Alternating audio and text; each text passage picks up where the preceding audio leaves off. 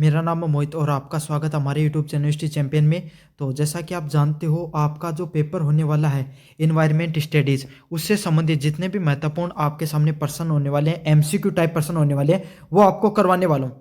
अब आपको हमारी क्लासेज में क्या अलग मिलेगा, मैं सिर्फ सॉल्यूशन ही नहीं करूँगा, बल्कि उन एमसीक्यू नहीं करवाऊंगा और उनके ऑप्शन ही नहीं बताऊंगा, बल्कि उनका पूरा का पूरा एक्सप्लेन भी करके बताऊंगा। तो काफ़ी ज़्यादा महत्वपूर्ण क्लास होने वाली है। साथ के साथ बच्चों का ही सवाल आता है, सर क्लास तो हम देख लेंगे, पढ़ लेंगे, लेकिन आप मुझे हमें ये बताओ कि हम इस पीडीएफ का रिवीजन करना चाहते हैं, तो फ्री में एमसीक्यू वाली पीडीएफ कहाँ पर मिलेगी, तो इसके बारे में भी मैं आपको बताऊंगा। आपको फ्री वाली पीडीएफ है वो हमारे टेलीग्राम चैनल पर मिलेगी। देखो अभी बता देता हूँ कहाँ पर आपको फ्री में पीडीएफ प्राप्त करने के लिए डिस्क्रिप्शन में मैंने टेलीग्राम का लिंक दे रखा है। उस टेलीग्राम के लिंक पर आप जैसे क्लिक करोगे, आप हमारे इस प्रकार के टेलीग्राम चैनल पे पहुंच जाओगे। उस पर आपके बाद में ऊपर क्या करना है, यूनिवर्सिटी चैंपियन जो लिखा है इस पर क्लिक करना है। जैसे क्लिक करोगे नीचे की तरफ आना है और यहाँ पर जो फाइल वाला सेक्शन है, इस फाइल वाले सेक्शन पे क्लिक करना है। और यहाँ पर आने के बाद में कोने में जो आपको सर्च वाला ऑप्शन दिखाई दे रहा है, इस पर क्लिक करना है। क्या सर्च करना है, इन्वायरमेंट, छोटा इन्वायरमेंट आपके सामने जो सर्च कर लेना भाई। और देखो spelling same to same spelling देख लो, स्क्रीनशॉट ले लो, यही सर्च करना है, तब आपके सामने इन्वायरमेंट स्टडीज एमसीक्यू 2 नाम से पीडीएफ मिल जाएगी। और ये सेम टू सेम पीडीएफ आप खोलकर पढ़ लेना। समझ में आ गया पूरी रिवीजन के लिए। साथ के साथ फ्लिपकार्ट व मंत्रा से अगर कोई भी प्रोडक्ट खरीदना चाहते हो, कोने में जो व्यू प्रोडक्ट वाला ऑप्शन दे रखा है, इस पर क्लिक करो और कोई भी प्रोडक्ट खरीदोगे सबसे ज्यादा डिस्काउंट देखने को मिलेगा। समझ में आ गया, सबसे ज्यादा डिस्काउंट देखने को मिलेगा। तो कोने में जो व्यू प्रोडक्ट वाला ऑप्शन है, इस पर क्लिक करके खरीद लो। आपको अभी सेल चल रही है, अभी के भी खरीद लो। धन्यवाद, एंजॉय करो पूरा का पूरा one shot video. Comment box में बताना वीडियो कैसा लगा और कौन सी कॉलेज के विद्यार्थी हो आप। स्टडीज मीन्स इट्स इंटीग्रेट, तो पर्यावरण अध्ययन के बहुविषयक प्रकृति का अर्थ क्या है, ये ज्ञान को कैसे एकीकृत करता है। मतलब ये जो पर्यावरण अध्ययन है वो एक से अधिक सब्जेक्टों से जुड़ा होता है। तो इसको किस रूप में बताया गया है, तो इसको यही है कि ये बायोलॉजी से भी जुड़ा होता है, मतलब जीव विज्ञान से भी, अर्थशास्त्र से भी, और कानून से भी, लॉ से भी जुड़ा होता है। जीव विज्ञान से कैसे, तो आपको पता है अपन जो इन्वायरमेंट स्टडीज होती है इसमें जीव जीव जीव जंतुओं की भी बात करते हैं। अर्थशास्त्र कैसे, इन्वायरमेंट है उसमें अगर मान लो बाढ़ आ गई तो किसी कहाँ पर उसमें अर्थव्यवस्था का कितना नुकसान हो गया है ना। और अगर इस साल अच्छी फसल बारिश हुई तो अच्छी फसल होगी, तो अर्थव्यवस्था में कितना फायदा होगा। तो अर्थव्यवस्था भी जाने अनजाने में जुड़ी होती है। लॉ मतलब कानून, क्या अब आपको पता है वन्य जीव संरक्षण अधिनियम हो गए, अलग अलग प्रकार के कानूनी रूप से भी चीज़ों को बनाया गया है। तो इसका सही आंसर क्या, ऑप्शन नंबर बी होगा, बायोलॉजी, इकोनॉमिक्स एंड लॉ, सारी की सारी चीज़ें आपस में जुड़ी होती हैं। What is the primary reason for the need of environment awareness today, वर्तमान के समय पर्यावरणीय जागरूकता की आवश्यकता का प्राथमिक कारण क्या है। तो वर्तमान समय में आप पर्यावरणीय जागरूकता की जरूरत क्यों पड़ती है to address the global environmental change, वैश्विक पर्यावरणीय चुनौतियों को समाधान करने के लिए। तो आपको वैश्विक जो पर्यावरण से संबंधित चुनौतियां हैं उनको आपको समाधान करने के लिए, उनको सॉल्यूशन करने के लिए आपको क्या करना, क्या है, पर्यावरणीय जागरूकता की ज़रूरत है। क्यों, बचपन में आपने बच्चों को पढ़ा दिया कि हमें क्या करना चाहिए, पेड़ लगाने चाहिए, हमें सभी लोगों को पता है कि भाई हमें पानी का संरक्षण करना चाहिए, पेड़ लगाने चाहिए, वन्य जीव संरक्षण करना चाहिए। हमें तो ये जो रेड जोन जो वाला इलाका वहाँ पानी नहीं ज़्यादा, बहुत जल शोधन ज़्यादा नहीं करना चाहिए। तो लोग जागरूक होंगे तो पर्यावरण का नुकसान बहुत होगा। अकेली सरकार के प्रयास से कुछ नहीं हो सकता, आम जनता का भी उस मुहिम से जुड़ना जरूरी है। तो वैश्विक पर्यावरण चुनौतियों का समाधान करने के लिए हमें पर्यावरण जागरूकता आवश्यक होती है।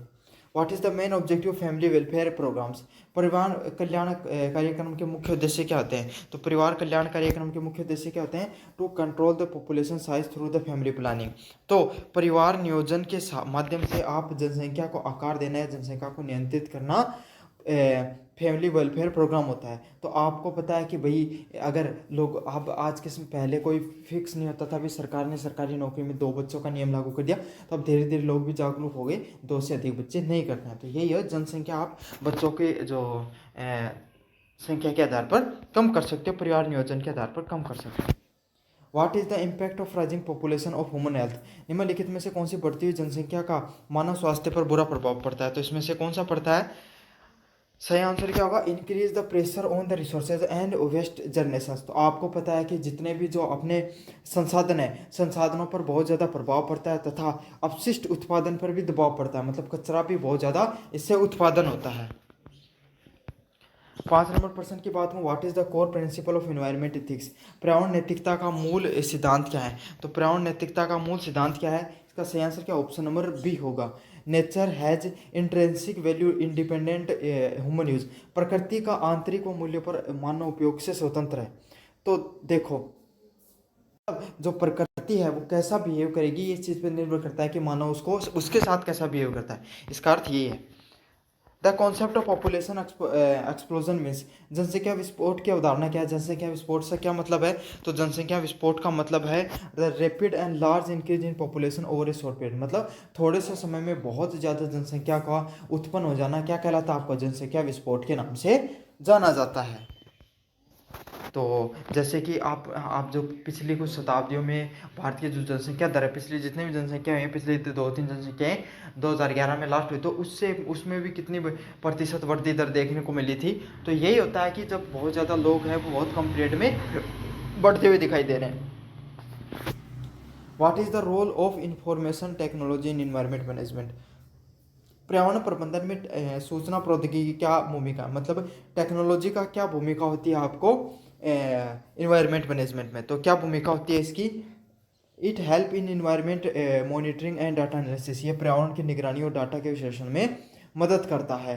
तो क्या रोल होता है टेक्नोलॉजी का इन्वायरमेंट मैनेजमेंट में, भाई ये पर्यावरण से संबंधित जितना भी डाटा होता है उसको निगरानी करने का कार्य करता है। कि जैसे मान लो एक जंगल में लगा दिया आपने डाटा एनालिसिस का सिस्टम, कि 4 शेर थे, 4 चित्ता मतलब 5,000 वो थे, हिरण थे, 500 हाथी थे, इस हिसाब से। अब क्या हुआ, काफ़ी बार शिकारी वगैरह शिकार कर लिया मान लिया हिरण का, तो आपको पता चल गया एक का डाटा गायब है, तो इसका मतलब क्या, उसका शिकार हो गया। कौन से क्षेत्र से हुआ ये पता कर सकते हो आप अगर भाई आप अगर कोई ऐसे संरक्षण प्राप्त कोई मतलब वो है पेड़ पौधों की अगर कोई एरिया है, तो वहाँ पर आप डाटा एनालिसिस का यूज कर सकते हो। तो यही है, डाटा के माध्यम से आप क्या कर सकते हो, वन्य जीव संरक्षण का और अधिक प्रभावी ढंग से लागू कर सकते हो चीज़ों को।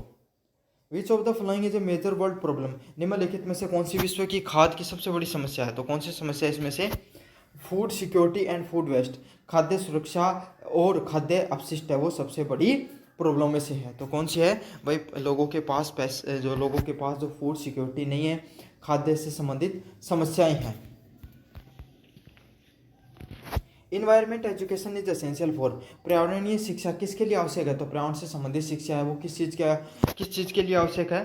तो इसका सही आंसर क्या, ऑप्शन नंबर बी होगा, creating awareness about environment protection. पर्यावरण संरक्षण के बारे में जागरूकता पैदा करना बहुत ज़्यादा जरूरी होता है। आपको पर्यावरणीय शिक्षा के लिए चीज़ आवश्यक होती है।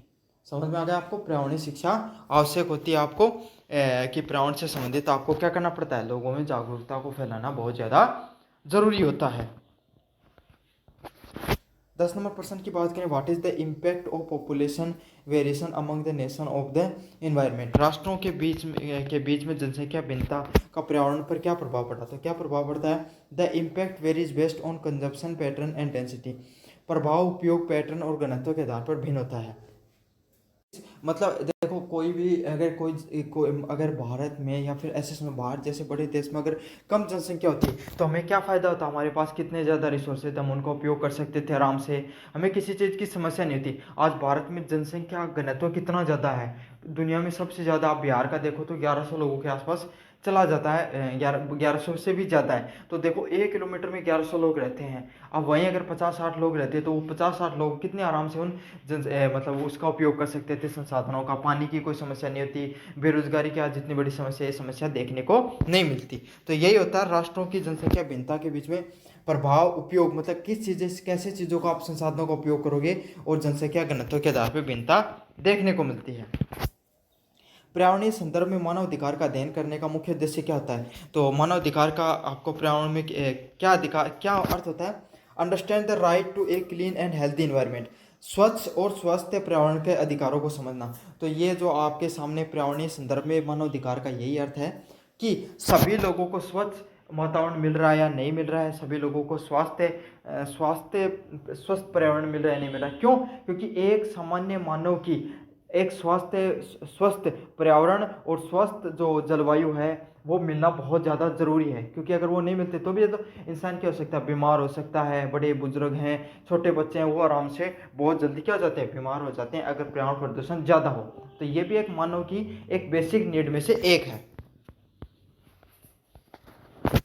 पर्यावरणीय शिक्षा सतत विकास को कैसे योगदान देती है? How an can the environmental education contribute to sustainable development? तो किस प्रकार से योगदान दे सकती है? By increasing the awareness about the resource conservation, संसाधन संरक्षण के बारे में जागरूकता बढ़ाकर।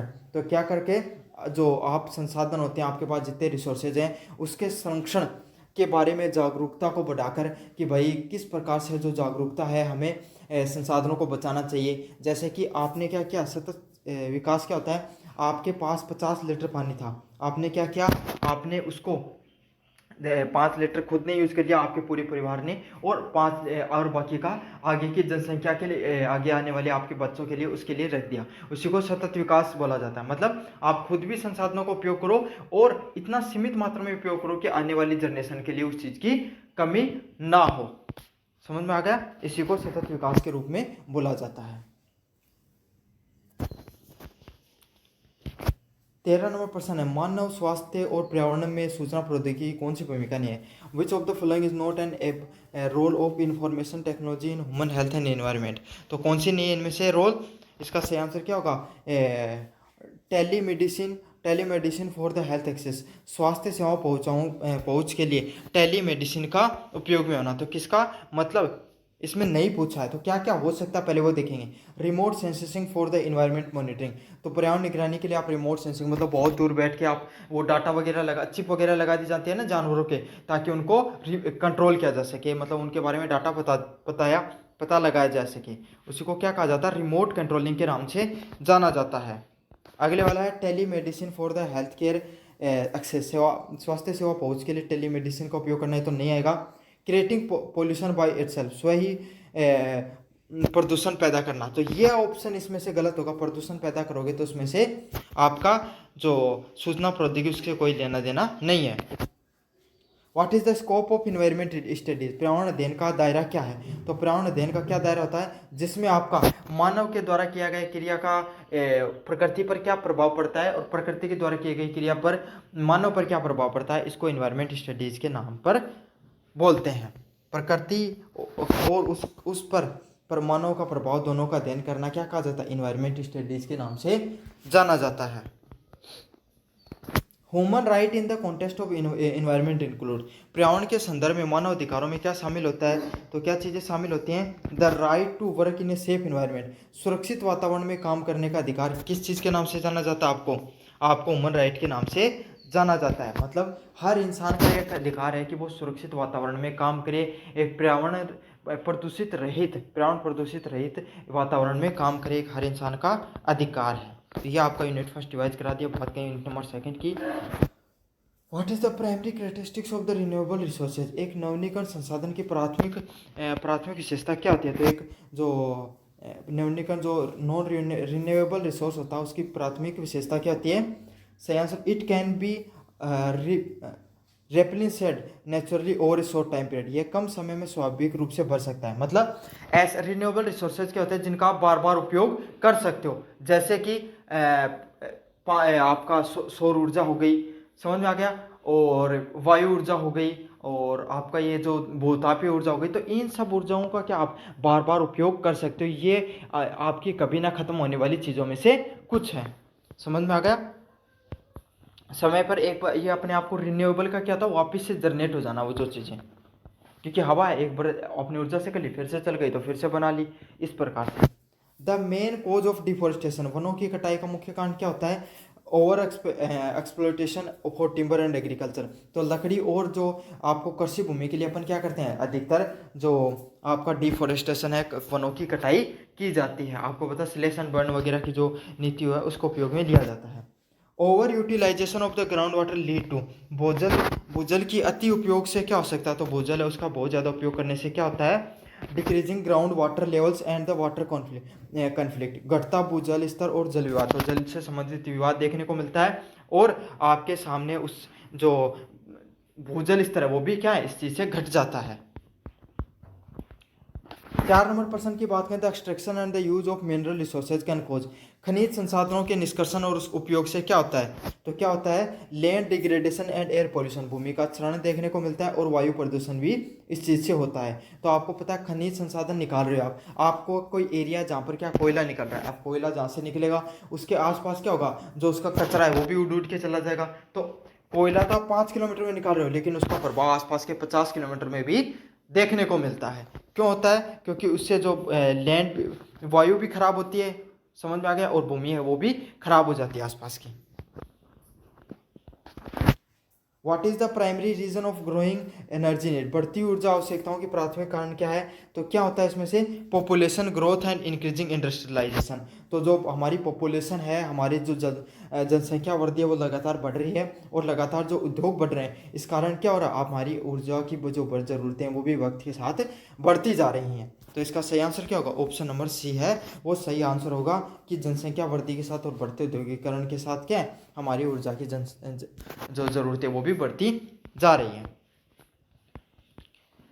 6 नंबर प्रश्न की बात करूँ तो concept of sustainable development is about, सतत विकास की अवधारणा किसके पास में है, तो सतत जो विकास हो रहा है, हमारे जो लगातार विकास देखने को मिल रहा है, उसकी अवधारणा किसके बारे में है, तो किसके बारे में है, using the resources to meet the personal needs without the compromising future, भविष्य की पीढ़ियों से समझौता किए बिना वर्तमान की ज़रूरतों को पूरा करने के लिए संसाधनों का उपयोग करना। मतलब सतत विकास ये होता है कि आप अपनी ज़रूरतों को भी पूरा कर लिया, मैंने बताया था ना 50 लीटर पानी वाली बात बताई थी आपको, कि आपने भी पूरा कर लिया उसको, और आने वाली पीढ़ियों के लिए भी वो चीज़ छोड़ दी, भविष्य के लिए भी आपने उस चीज़ को छोड़ दिया, उसको सतत विकास के लिए बोला जाता है लगातार। मतलब आपके दो दादाजी हैं, उसने आपके पापा जी के लिए, आपके पापा ने आपके लिए, और आपके पापा आप है उसको अपने बच्चों के लिए चीज़ों को, रिसोर्सेज को बचा कर रखते हो, समझ आ गया, उसी को सतत विकास के लिए बोला जाता है। Which of the following is land degradation problem, निम्नलिखित में से कौन सी भूमि क्षरण की समस्या, तो कौन सी है, सॉइल इरोजन एंड डेजर्टिफिकेशन, मृदा अपरदन और मरुस्थलीकरण है, ये किसका उदाहरण है, ये आपका भूमि क्षरण का उदाहरण है। समझ में आ गया कि जो मृदा है उसका अपरदन हो जाता है और उससे मरुस्थलीकरण हो जाता है, उससे भूमि जो क्षरण है, मतलब जो भूमि कट जाती है ना, आपने देखा होगा क्या हवा चलती है, आपके खेत होंगे सभी लोगों के, तो बहुत तेज आंधी चली तो जो भूमि की जो परत है वो क्या हो जाती है, उच्च इलाके से उठकर नीचे वाले इलाके में चली जाती है, और जहाँ पर जो जो मतलब जो उपजाऊ भूमि थी वो क्या कट जाती है, बारिश के महीने में आपने देखा होगा बड़े बड़े खड्डे बन जाते हैं, भूमि कट जाती है, तो उसी को भूमि क्षरण के नाम से जाना जाता है। यही बड़े स्तर पर हो जाती है तो भूमि वो बंजर भी हो सकती है। What is the negative impact of modern agriculture, तो जो आधुनिक कृषि का एक नकारात्मक प्रभाव क्या है इसमें से, increase water logging and salinity, जल प्रभाव और लवणता की वृद्धि। तो आपको पता है लगातार आप कृषि जो कुएं का पानी है, ग्राउंड वाटर का यूज करते हो, तो आपकी जो भूमि है उसमें क्या लवणता बढ़ जाती है, उसमें सैलिनिटी है वो बढ़ जाती है, समझ आ गया, और जल भराव भी होना शुरू हो जाता है। 9 नंबर प्रश्न की बात करें, waste land reclamation is a method of, बंजर भूमि पुनः ग्रहण किसकी एक विधि है, तो बंजर भूमि पुनः ग्रहण किसकी विधि है, एक making the barren land productive, तो बंजर भूमि को उत्पादक बनाने की जो तकनीक होता है उसको क्या कहा जाता है, बंजर भूमि पुनः ग्रहण की विधि के नाम से जाना जाता है, कि भाई बंजर भूमि को फिर से उत्पादकता के रूप में पैदा कर देना आपको वेस्ट लैंड के रूप में देखा जाता है।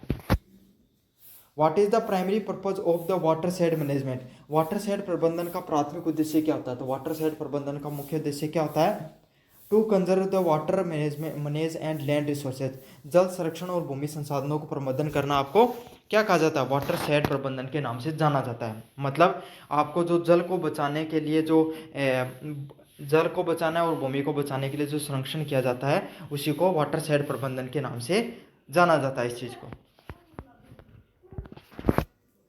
The Brundtland Commission is known for the defining the concept of, तो ब्रस्टलैंड कमीशन की इस अवधारणा को परिभाषित करता है, तो किसको करता है, आपको इसका कार्य किसको करता है, सतत विकास को, सस्टेनेबल डेवलपमेंट है उसको बताने का कार्य होता है उसका।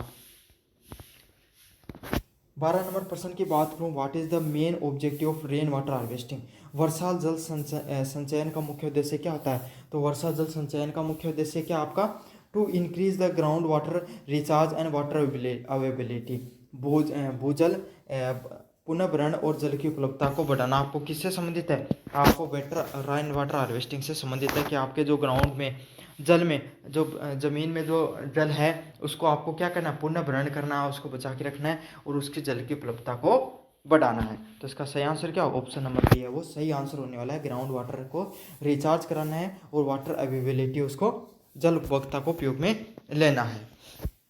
13 नंबर प्रश्न है the 3R principle is the resource conservation stands for. जल संरक्षण के लिए 3R का सिद्धांत किस चीज़ से संबंधित है? Reduce, reuse and recycle. आप चीज़ों को कम करो, मतलब प्लास्टिक वगैरह को यूज करना कम करो, पुनः उपयोग करो, बार बार उपयोग करो और पुनः चक्रण मतलब उसको रिसाइकल करते रहो। समझ में आ गया? तो इसी को 3R के फॉर्मूले के नाम से जाना जाता है कि कचरे को उपयोग में कम करना शुरू करो, उसको लगातार उपयोग करो और रिसाइकल करते रहो। 14 नंबर प्रश्न है which of the following is a non renewable resources. निम्नलिखित में से कौन एक गैर नवीनीकरण जो आपका संसाधन है? तो कौन सा संसाधन गैर नवीनीकरण है, मतलब जिसका आप बार बार उपयोग नहीं कर सकते हो? वैसा कौन सा? कोयला। कोयला एक गैर नवीनीकरण आपका संसाधनों में से है। तो इसका सही आंसर क्या होगा? ऑप्शन नंबर सी है वो सही आंसर होने वाला है। तो इसका सही आंसर ऑप्शन नंबर सी है वो सही आंसर होगा इसका। 15 नंबर प्रश्न की बात करूँ what is an effect of over grazing. अति चराई का एक प्रभाव क्या हो सकता है? तो अति चराई है मतलब आपको एक भूमि थी उस पर बहुत ज़्यादा लोगों ने, आपका खेत समझ लो, आपके खेत पर घास हो गया तो बहुत सारे लोगों ने आपको उसको जो चराई कर दिया। फिर एक बहुत बड़ी ज़मीन थी उसमें क्या था, वनों की कटाई कर दिया, जानवरों को लाकर छोड़ दिया, बहुत ज़्यादा चराई हो गई।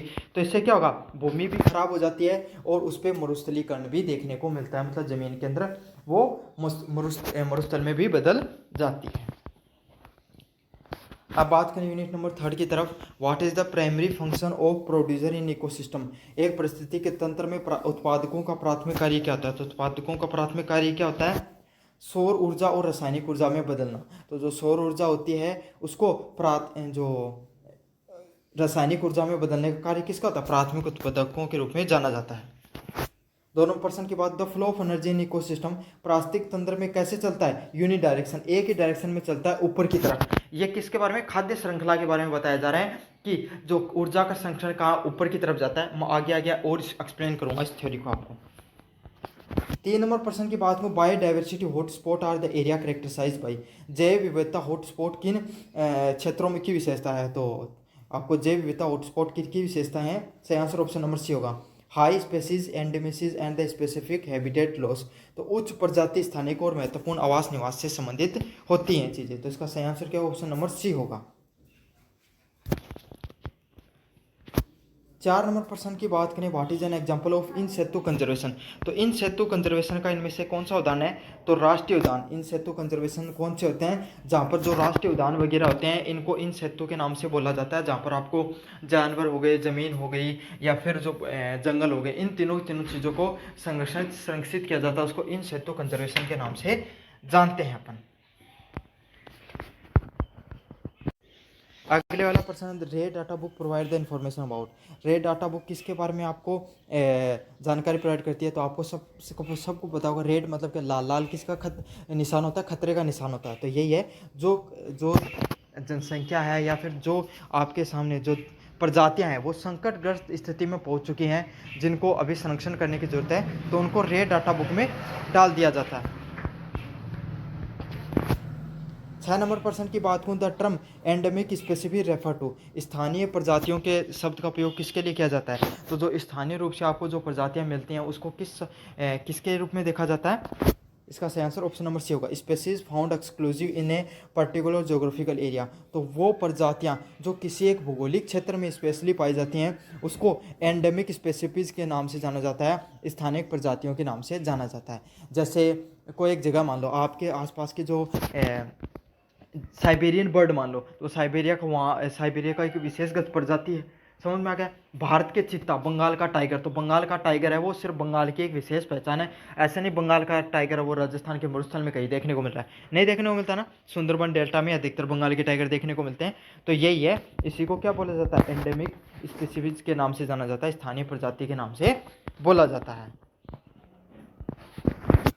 अगले वाला प्रश्न है what is the primary threat to biodiversity. जैव विविधता को सबसे मुख्य खतरा इनमें से कौन सा होता है?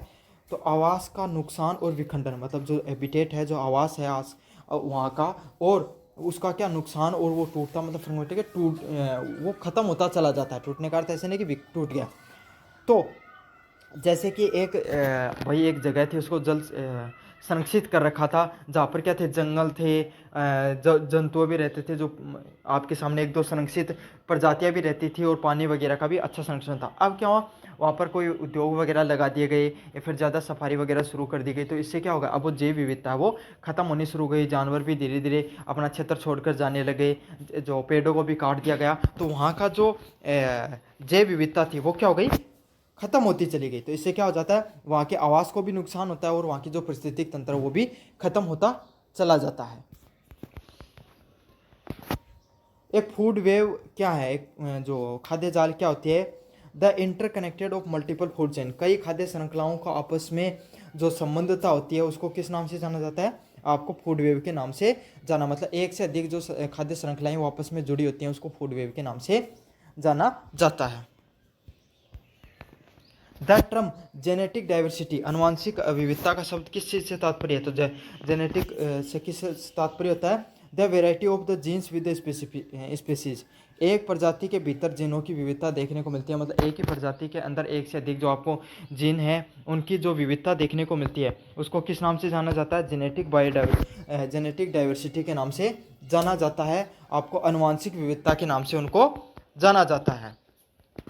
10 नंबर प्रश्न की बात को, India is considered a mega diversity nation, Bharat को मेगा डाइवर्सिटी राष्ट्र के रूप में क्यों जाना जाता है, high number of endemic species and the varied ecosystem, Bharat में जो स्थानीय प्रजातियां हैं उनकी बहुत ज़्यादा जनसंख्या देखने को मिलती है, और अलग अलग प्रकार का आपको पारिस्थितिक तंत्र देखने को मिलता है, मतलब भारत में आपको बहुत ज़्यादा एक से अधिक प्रजातियां देखने को मिलेंगी, और उसमें अलग अलग प्रकार का पारिस्थितिक तंत्र होगा। जैसे राजस्थान में आपको क्या मरुस्थलीय जो जीव जंतु या वनस्पतियां देखने को मिलेंगे, और अगर आप वहीं आप नॉर्थ ईस्ट में चले जाओगे तो वहाँ पर सदाबहार आपको पेड़ वगैरह देखने को मिलते हैं। तो यही है, भारत में अलग अलग प्रकार की परिस्थितियाँ। अगर आप नॉर्थ में चले जाओगे कश्मीर वगैरह में, तो वहाँ पे ठंड से संबंधित आपको जलवायु देखने को मिलेगी। साउथ में चले जाओगे तो हुमस भरी आपको जलवायु देखने को मिलेगी। 4 जगह के नाम बताए मैंने, 4 कोनों के, चारों में अलग अलग टाइप की आपको जलवायु देखने को मिल रही है। तो भारत में जो स्थानीय प्रजाति उनकी उच्च संख्या और अलग अलग क्यों है, क्योंकि भारत में अलग अलग प्रकार की जलवायु परिस्थितियां देखने को मिलती हैं।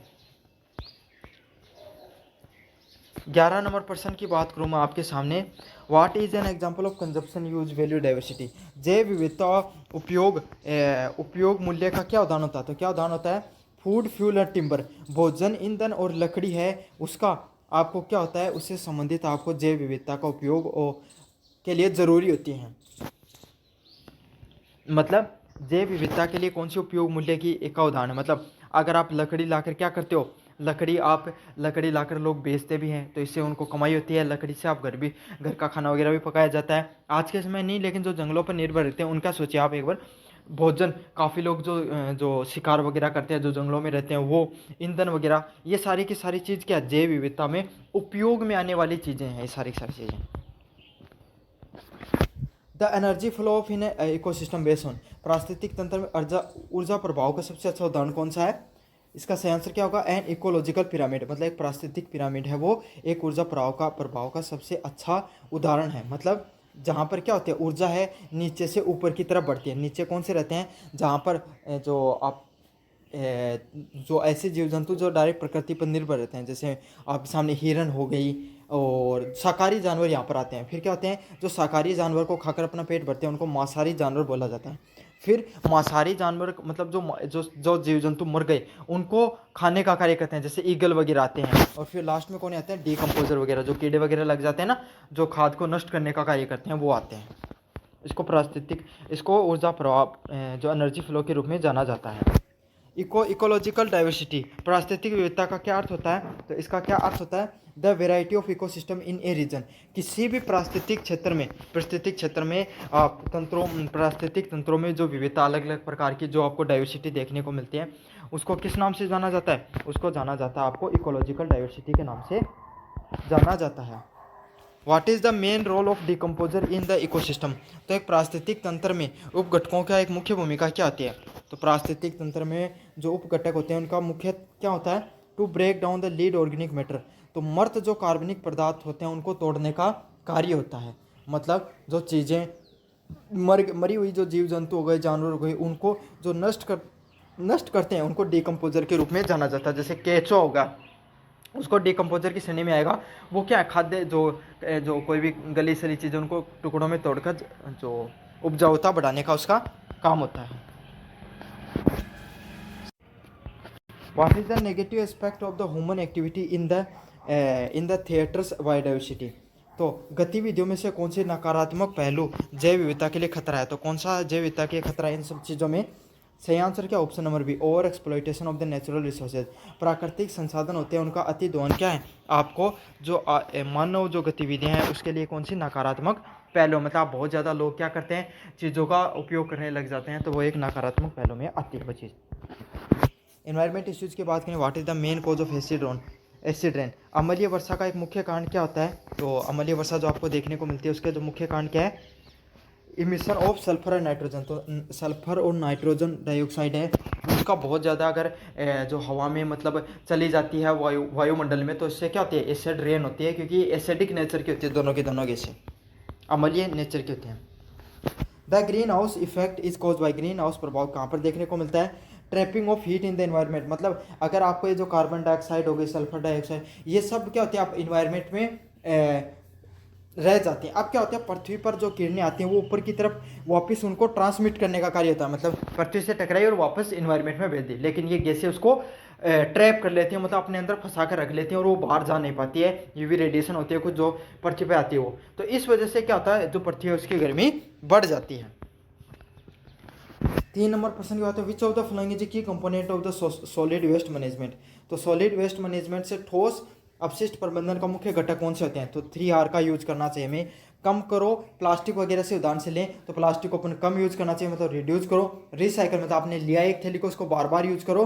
रीयूज मतलब घर में अगर आपने एक प्लास्टिक का थैला ले रखा उसको बार बार उसी बाजार में जाओ तो उसी का यूज करो बार बार चीज़ों को लाने ले जाने के लिए।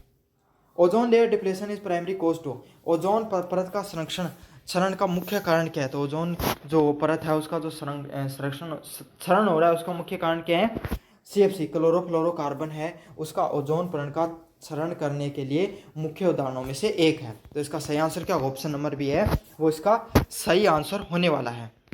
The main effect of the global warming is, global warming का मुख्य प्रभाव क्या है, an increase in global temperature. वैश्विक तापमान में जो वृद्धि देखने को मिलती है वो किससे संबंधित होती है, आपको ग्लोबल वार्मिंग से संबंधित होती है। तो आपका जो तापमान है उसमें वैश्विक रूप से वृद्धि देखने को मिल रही है, उसको ग्लोबल वार्मिंग के नाम से जानते हैं।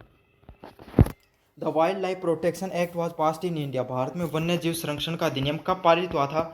तो इसका सही आंसर क्या, option number B, to provide the legal protection to wild animal and their habitat. जंगली जानवरों को उनके आवास को कानूनी सुरक्षा प्रदान करने के लिए आपको किसका क्या कहता है, वाइल्ड लाइफ प्रोटेक्शन एक्ट का उपयोग लिया था। वन्य जीव संरक्षण अधिनियम 1986 को लागू किया गया था आपको जंगली जानवरों को आवास और सुरक्षा प्रदान करने के लिए। अगले वाला है, what is the main cause of noise pollution. तो ध्वनि प्रदूषण का मुख्य कारण क्या है इसमें से।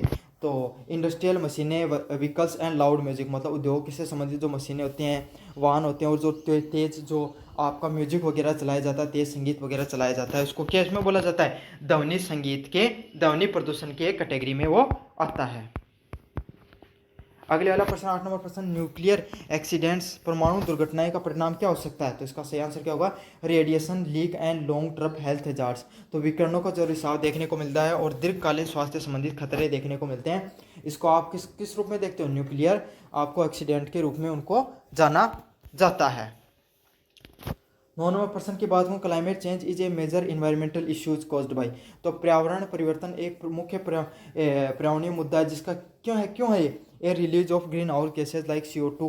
तो CO2 और ग्रीन हाउस गैसेज जैसे का जो उत्सर्जन होता है उसको क्या कहा जाता है, जलवायु परिवर्तन से संबंधित एक मुख्य मुद्दों में से एक है।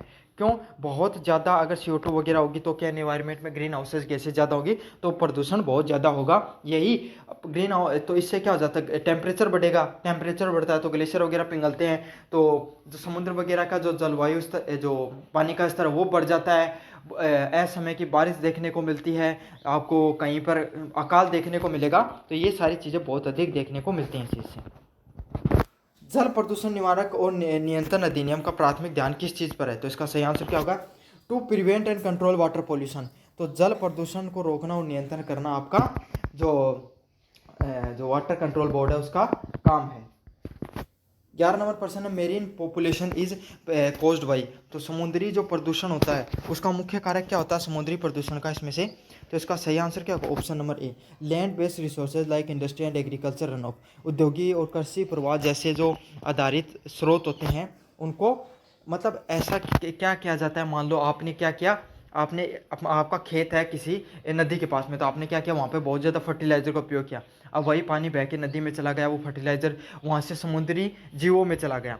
समझ आया? समुद्री कचरा आप फैला देते हो, प्लास्टिक वगैरह, वहाँ पर जानवर वगैरह उसमें फंस जाते हैं और वो उन जो वहाँ की जो पारिस्थितिक तंत्र है वो बहुत ज़्यादा ख़राब हो जाती है। जैसे भारत के आप अगर पीछे देखो कितने गंदे हैं, इसी वजह से हैं क्योंकि हमने वहाँ पर समुद्री कचरा वगैरह फैला रखा है, प्लास्टिक वगैरह, जाते हैं लोग घूमने और वहीं पर कचरा फैला देते हैं। Biomedical waste include. Biomedical waste अपशिष्ट वो किससे संबंधित होता है?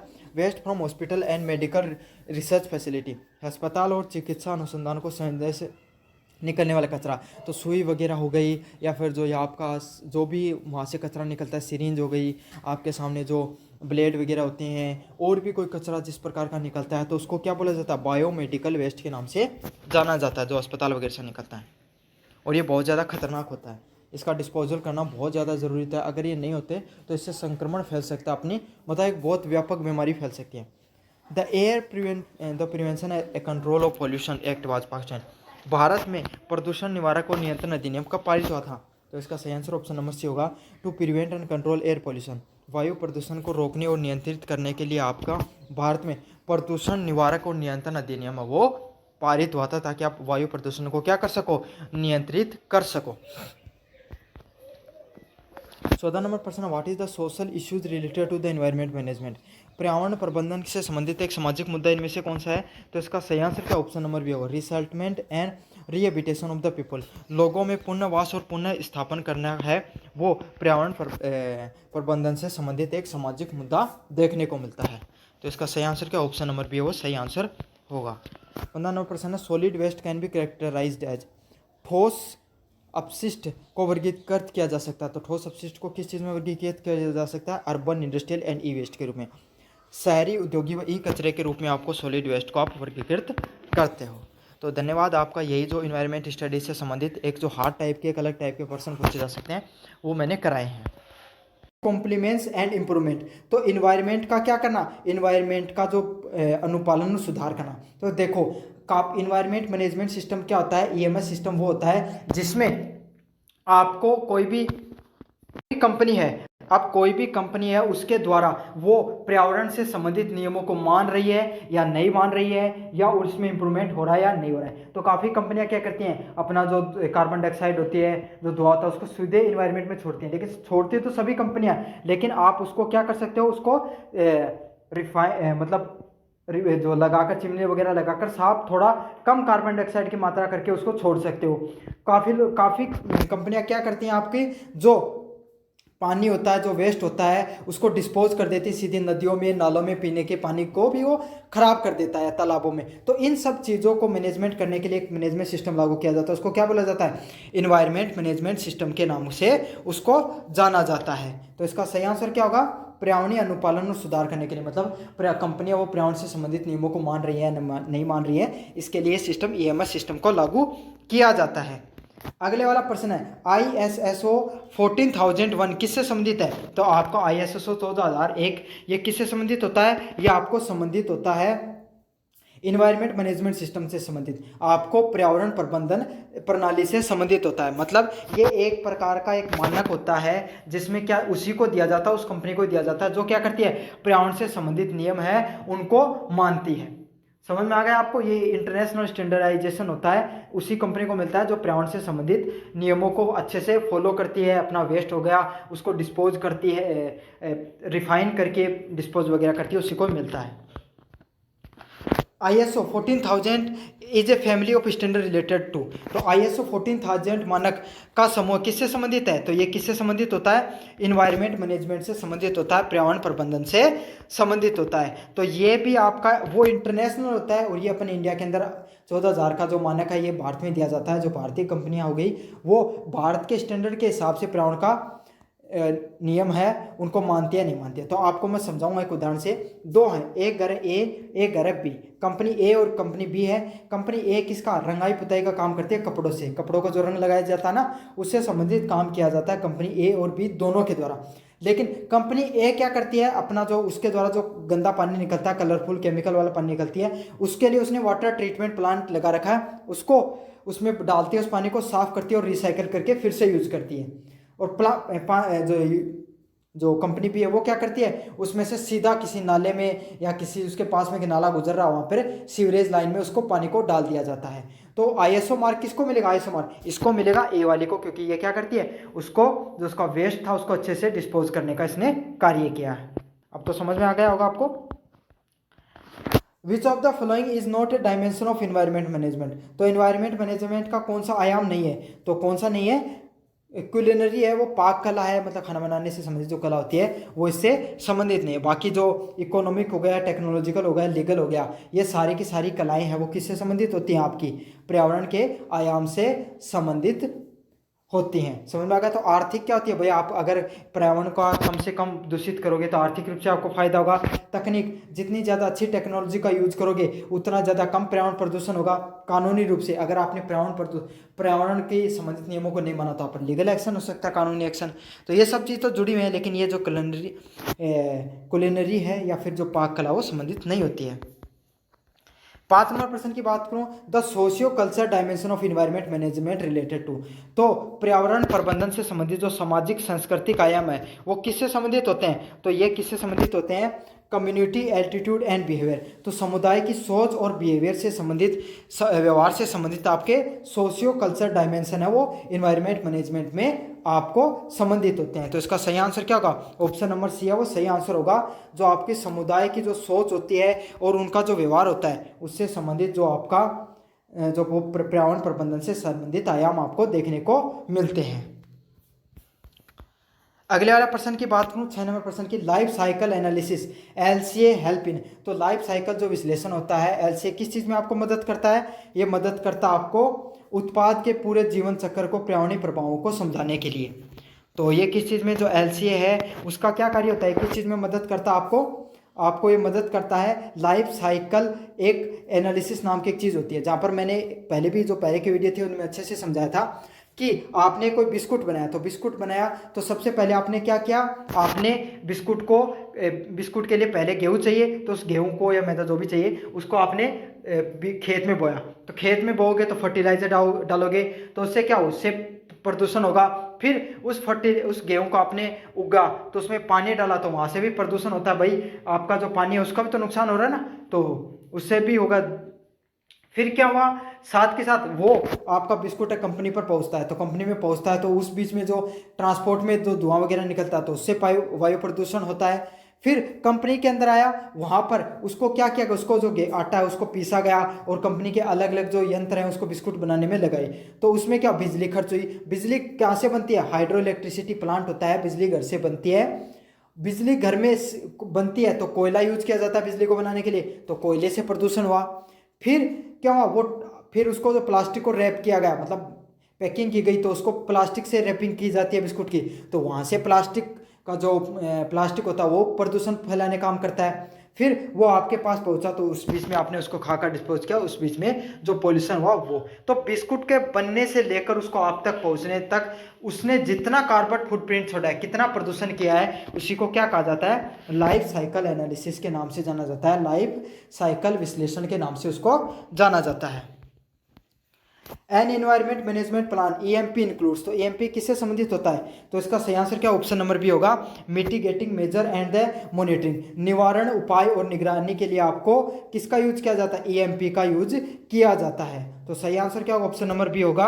ईएमपी में पर्यावरणीय प्रभावों को कम करने के लिए रणनीति और नागरिकता के लिए यूज किया जाता है। समझ में आ गया। तो ये क्या होगा आपको कि आपने कोई कंपनी खोली तो आपने क्या लगाया, आप कंपनी खोलोगे तो उसमें क्या होगा कि आपने ईएमपी को लागू किया, इन्वायरमेंट मैनेजमेंट प्लान को लागू किया, कि जिसके अंदर पर्यावरण है वो पर्यावरण प्रदूषण कम से कम हो सके। तो सही आंसर क्या होगा, ऑप्शन नंबर बी होगा, मिटिगेटिंग मेजरिंग एंड मॉनिटरिंग। तो निवारण उपाय और निगरानी करने के लिए आपने ईएमपी सिस्टम वो लागू किया जाता है। The political dimension of environment management include. तो पर्यावरण प्रबंधन का राजनीतिक आयाम क्या दिखाता है, तो किस चीज को दिखाता है ये दिखाता है इन्वायरमेंटल लॉ एंड गवर्नेंस। तो ये किस चीज को दिखाता है आपको, पॉलिटिकल डायमेंशन आपको कि पर्यावरण से संबंधित जो कानून है और शासन है वो किस तरीके से करना चाहिए, आपको यही चीज दिखाती है पर्यावरण प्रबंधन का राजनीतिक आयाम। समझ में आ गया। तो देखो सरकार होती है, सरकार के हाथों में सब कुछ होता है, तो जो सरकार उनके द्वारा नियम कायदे बनाए जाते हैं कोई भी कंपनियों के लिए, कोई भी जो संस्थान होते हैं उनके लिए, कि वो पर्यावरण प्रदूषण को किस तरीके से नियंत्रित करेंगे, पर्यावरण को कम से कम पोल्यूट किस तरीके से करेंगे। तो जो कानून बनाए जाते हैं वही क्या होगा, इन्वायरमेंट में पॉलिटिकल डायमेंशन होता है, राजनीतिक आयाम देखने को मिलता है। क्योंकि भाई कानून बनाने का काम राजनीतिक लोगों का ही तो होता है, संसद में तो भारत के कानून बनते हैं, तो वही होता है political dimension. ISO 14001 certificate measure that an organization. तो ISO का जो 14001 प्रमाणन क्या सुनिश्चित करता है, ये सुनिश्चित करता है meets the environment regulatory requirements. तो कोई भी जो इन्वायरमेंट होता है उसके संबंधित नियमों को पालन करने से संबंधित जो सर्टिफिकेट देने का कार्य होता है वो किसका होता है, आपका प्रमाणन देने का कार्य किसका होता है, ये ISO 14000 जो मानक है वो आपको मानक है वो किससे संबंधित होता है, कि वो जो कंपनी है वो पर्यावरण से संबंधित नियमों का पालन कर रही है या नहीं कर रही है। Which of the following one is a technology to approach the EMS। तो EMS को पहुंच के लिए कौन सी तकनीक को यूज किया जाता है, कौन सी को यूज किया जाता है, use of pollution control device. तो आप क्या कर सकते हो, इन्वायरमेंट मैनेजमेंट सिस्टम लागू करने के लिए आप कौन सी तकनीक को यूज कर सकते हो, पर्यावरण प्रदूषण को नियंत्रित करने वाले उपकरणों का उपयोग में ले सकते हो, ताकि जो पर्यावरण है वो कम से कम प्रदूषित हो। तो जैसे आपका पानी का डिस्पोज से संबंधित वेस्ट है तो आप क्या वाटर ट्रीटमेंट प्लांट लगा सकते हो, चिमनी वगैरह लगा सकते हो, या फिर आप कोई और एयर प्योरीफायर वगैरह का यूज कर सकते हो आपको, ताकि कम से कम पोल्यूशन वो फैल सके। The 14,000 series related to. तो किस चीज़ से संबंधित होती है 14,000 जो सर्टिफिकेट सीरीज होती है वो आपसे संबंधित होती है इन्वायरमेंट मैनेजमेंट से संबंधित, आपकी जो पर्यावरण मैनेजमेंट से संबंधित होती है। What is the purpose of ISO 14001। तो ISO 14001 का क्या उद्देश्य होता है, तो ये किस चीज़ के लिए कार्य करता है, to set the environment management standard. तो ये पर्यावरण प्रबंधन प्रणाली को लागू करने के लिए किस तरीके से लागू हो रही है, सही तरीके से हो रही है नहीं हो रही है, उसको संबंधित मानक हो गए जो स्टैंडर्ड होते हैं उनको मेजर करने के लिए, वो सही से लागू हो रहे हैं उन स्टैंडर्ड को बताने के लिए इसका यूज किया जाता है। 13 नंबर प्रश्न की बात करूँ, economic dimension of EMS focus on. तो आर्थिक पहलू हैं जो आपको सबसे प्रभावी ढंग से उपयोग हो रहे हैं EMS में, तो वो क्या होते हैं, कॉस्ट इफेक्टिव रिसोर्सेज यूज। मतलब आप जो कितना रुपये खर्च करके आपको जो कितना रुपये खर्च कर रहे हो आपको इन्वायरमेंट को सही करने पर, उसी को EMS के नाम से जाना जाता है। EMS में इन्वायरमेंट के इकोनॉमिक पहलू को यूज किया जाता है। मतलब आपने एयर प्योरीफायर लगाया, वाटर ट्रीटमेंट प्लांट लगाया, उस पर कितना रुपया खर्च हुआ टोटल, उसी को क्या कहा गया, EMS का आर्थिक पहलू, इकोनॉमिक डायमेंशन ऑफ EMS के नाम से जाना जाता है। अगले वाले प्रश्न की बात करें, which of these is a socio culture goal of EMS। तो EMS का सामाजिक सांस्कृतिक उद्देश्य क्या होता है, तो इसका सही आंसर क्या, ऑप्शन नंबर सी होगा। सामाजिक सांस्कृतिक जो दृष्टिकोण होता है समाज में पर्यावरण अनुकूल व्यवहार को बढ़ावा देना, और उसका मुख्य उद्देश्य होता है promoting the eco friendly practice in society. तो समाज के अंदर लोगों को प्रेरित करना कि हमें पेड़ों को कम से कम काटना चाहिए, जल शोधन होता है भूमि जल का, उसको कम से कम करना चाहिए। तो आपको पर्यावरण संरक्षण से संबंधित आपको ज़्यादा से ज़्यादा चीज़ों को बढ़ाना हमारे समाज के अंदर, वो क्या होती है, socio cultural goal of EMS के नाम से जाना जाता है उसको। The technology dimension of EMS deals with. तो EMS में तकनीकी आयाम किससे संबंधित होता है, तो जो तकनीकी आयाम होता है EMS में वो किससे संबंधित होता है, use of clean and green technology. तो आप जो क्लीन और ग्रीन टेक्नोलॉजी का यूज करते हो, यूज करो किसमें, मतलब आप कोई भी प्रोडक्ट बनाते हो अपनी जो कंपनी के अंदर, उसमें टेक्नोलॉजी का यूज करके किसका यूज कर सकते हो, क्लीन मतलब साफ सुथरे प्रोडक्ट को बनाओ, और ग्रीन टेक्नोलॉजी मतलब जिसमें कम से कम आप है वो जो पर्यावरण है उसको नुकसान पहुंचे, इस प्रकार के टेक्नोलॉजी का यूज करो। यूनिट फर्स्ट आपको मैंने रिवाइज करा दिया। अब अपन बात करें यूनिट नंबर सेकंड की तरफ। काफ़ी ज़्यादा इंपॉर्टेंट यूनिट होने वाली है आपके सामने। What is the primary objective of environment impact assessment. तो आपको पर्यावरण प्रभाव मूल्यांकन का मुख्य उद्देश्य क्या होता है इसमें से, to assess the environment consequences. तो पर्यावरण पे किस प्रकार के प्रभाव पड़ेंगे, आप कोई भी कंपनी है वो अपने अगर कोई भी प्रोजेक्ट लगा रही है तो वो सबसे पहले ये देखती है, EIA लगाती है उसमें EIA क्या होती है, इन्वायरमेंट इम्पैक्ट असेसमेंट करती है कि मैंने जब यहाँ पर प्रोडक्ट अपना जो कंपनी लगाऊंगी उससे आसपास के इन्वायरमेंट पे क्या प्रभाव पड़ेगा। तो जैसे एक सीमेंट कंपनी अपने लगाई तो उसके आसपास क्या होगा, सीमेंट कंपनी से जो क्या होगा, पहली बात तो वाहन वगैरह आएंगे तो वहाँ का जो इन्वायरमेंट है वैसे पॉल्यूटेड होगा।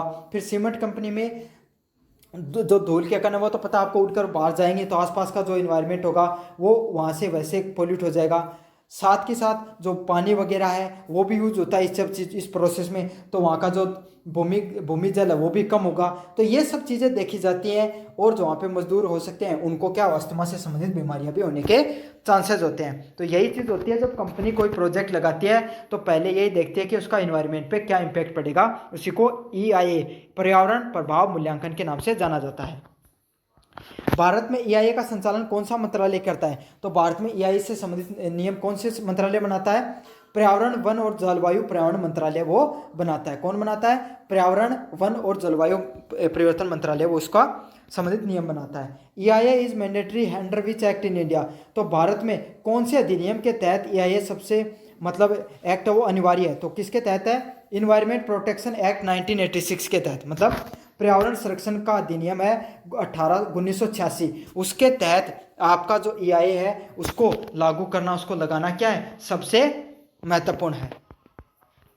What is the full form of CSR। तो CSR की फुल फॉर्म क्या होती है, कोऑपरेट सोशल रिस्पॉन्सिबिलिटीज। तो जो आपको कोऑपरेट मार्केट होता है उससे संबंधित आपको जो सोशल रिस्पॉन्सिबिलिटीज क्या होती है, तो कोई भी कंपनी होती है उसकी अपना जितना 1 करोड़ से ज़्यादा जिसका टर्नओवर है उसको अपना कंपनी का जितना प्रॉफिट होता है उसका 2% है वो आपको कोई गांव वो गोद ले लेगी, या फिर कोई शहर ले लेगी, शहर को तो पूरे को नहीं ले सकता, कोई कॉलोनी को गोद ले लेगी, उसमें डेवलपमेंट का कार्य कराएगी उस सोसाइटी से संबंधित।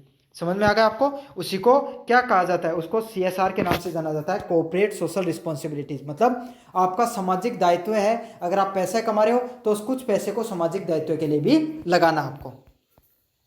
विच of the following is not a benefit of environment audit. तो इन्वायरमेंट ऑडिट का इनमें से कौन सा लाभ नहीं होता है, तो कौन सा लाभ नहीं होता है, increase pollution.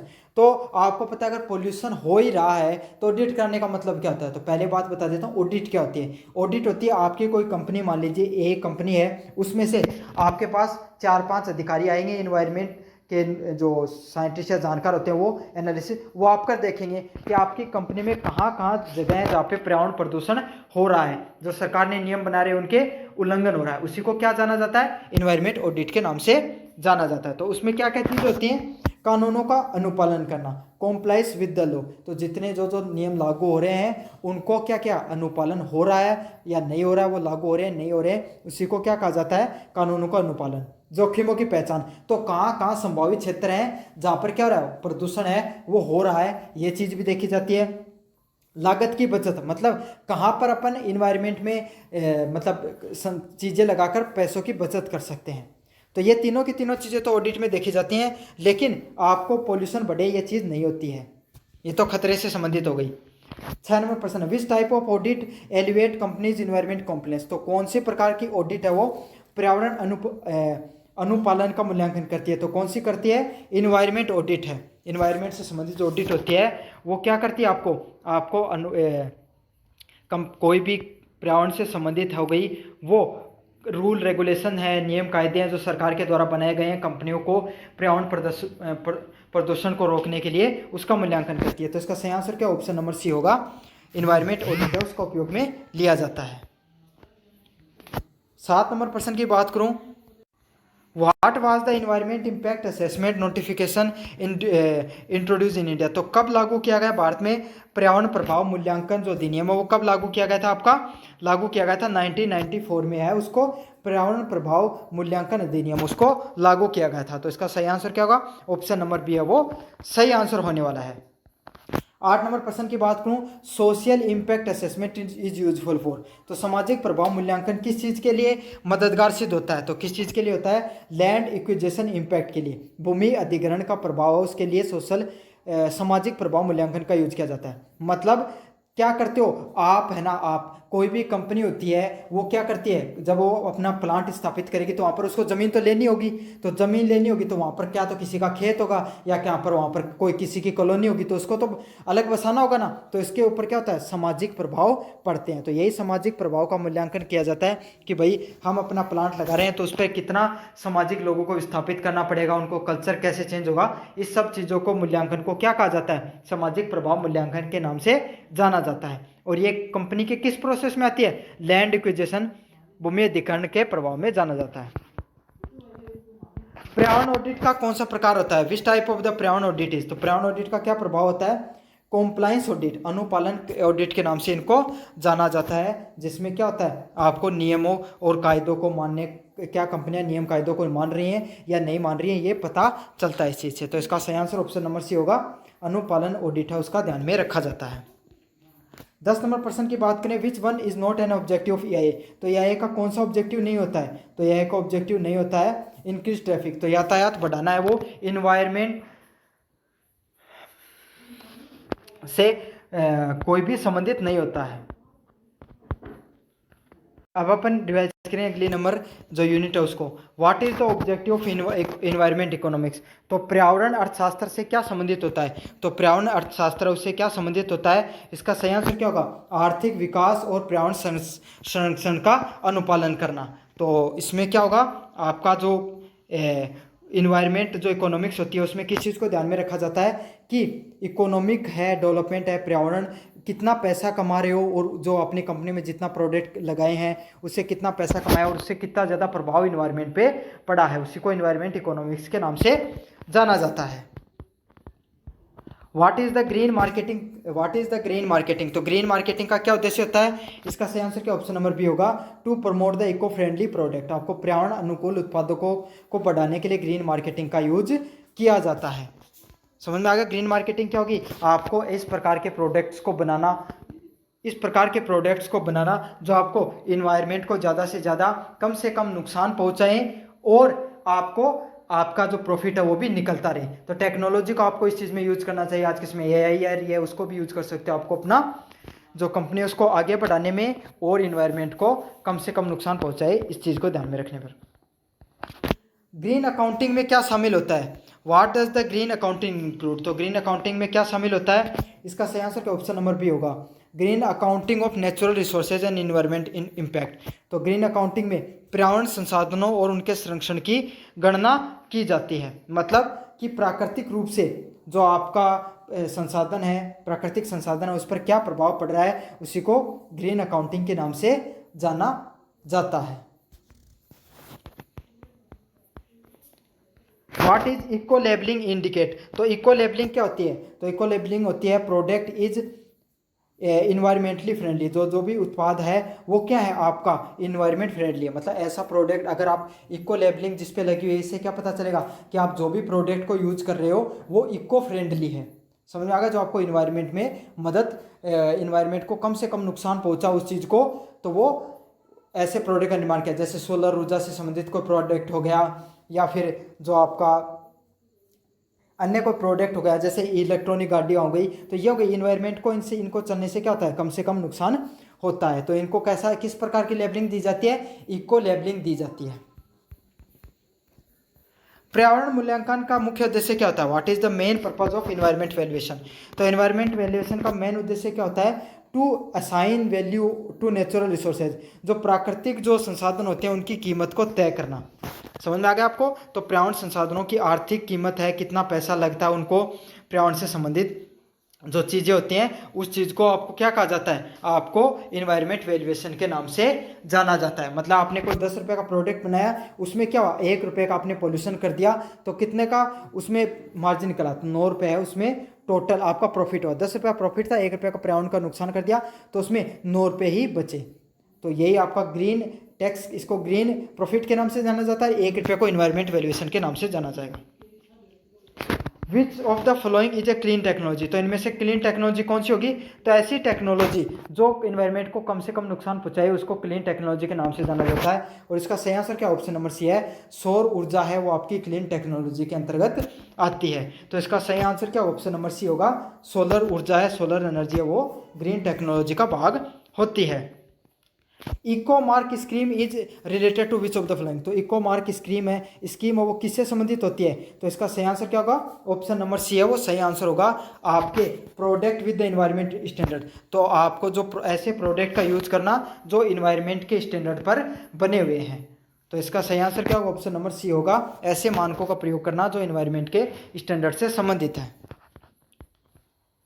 What do you mean by the resources, resources से क्या मतलब होता है, एनीथिंग दैट इज़ यूजफुल, तो ऐसी चीज़ें जो आपके काम के, जैसे पानी हो गया, हवा हो गया, कोयला हो गया, जो भी पृथ्वी से निकलती हैं और आपके काम की चीज़ें, वही क्या क्या होती हैं, वही आपकी रिसोर्सेज संसाधन के रूप में जानी जाती हैं, और जो आपकी पूर्ति के लिए, इंसानों की पूर्ति के लिए उपयोग में आती हैं।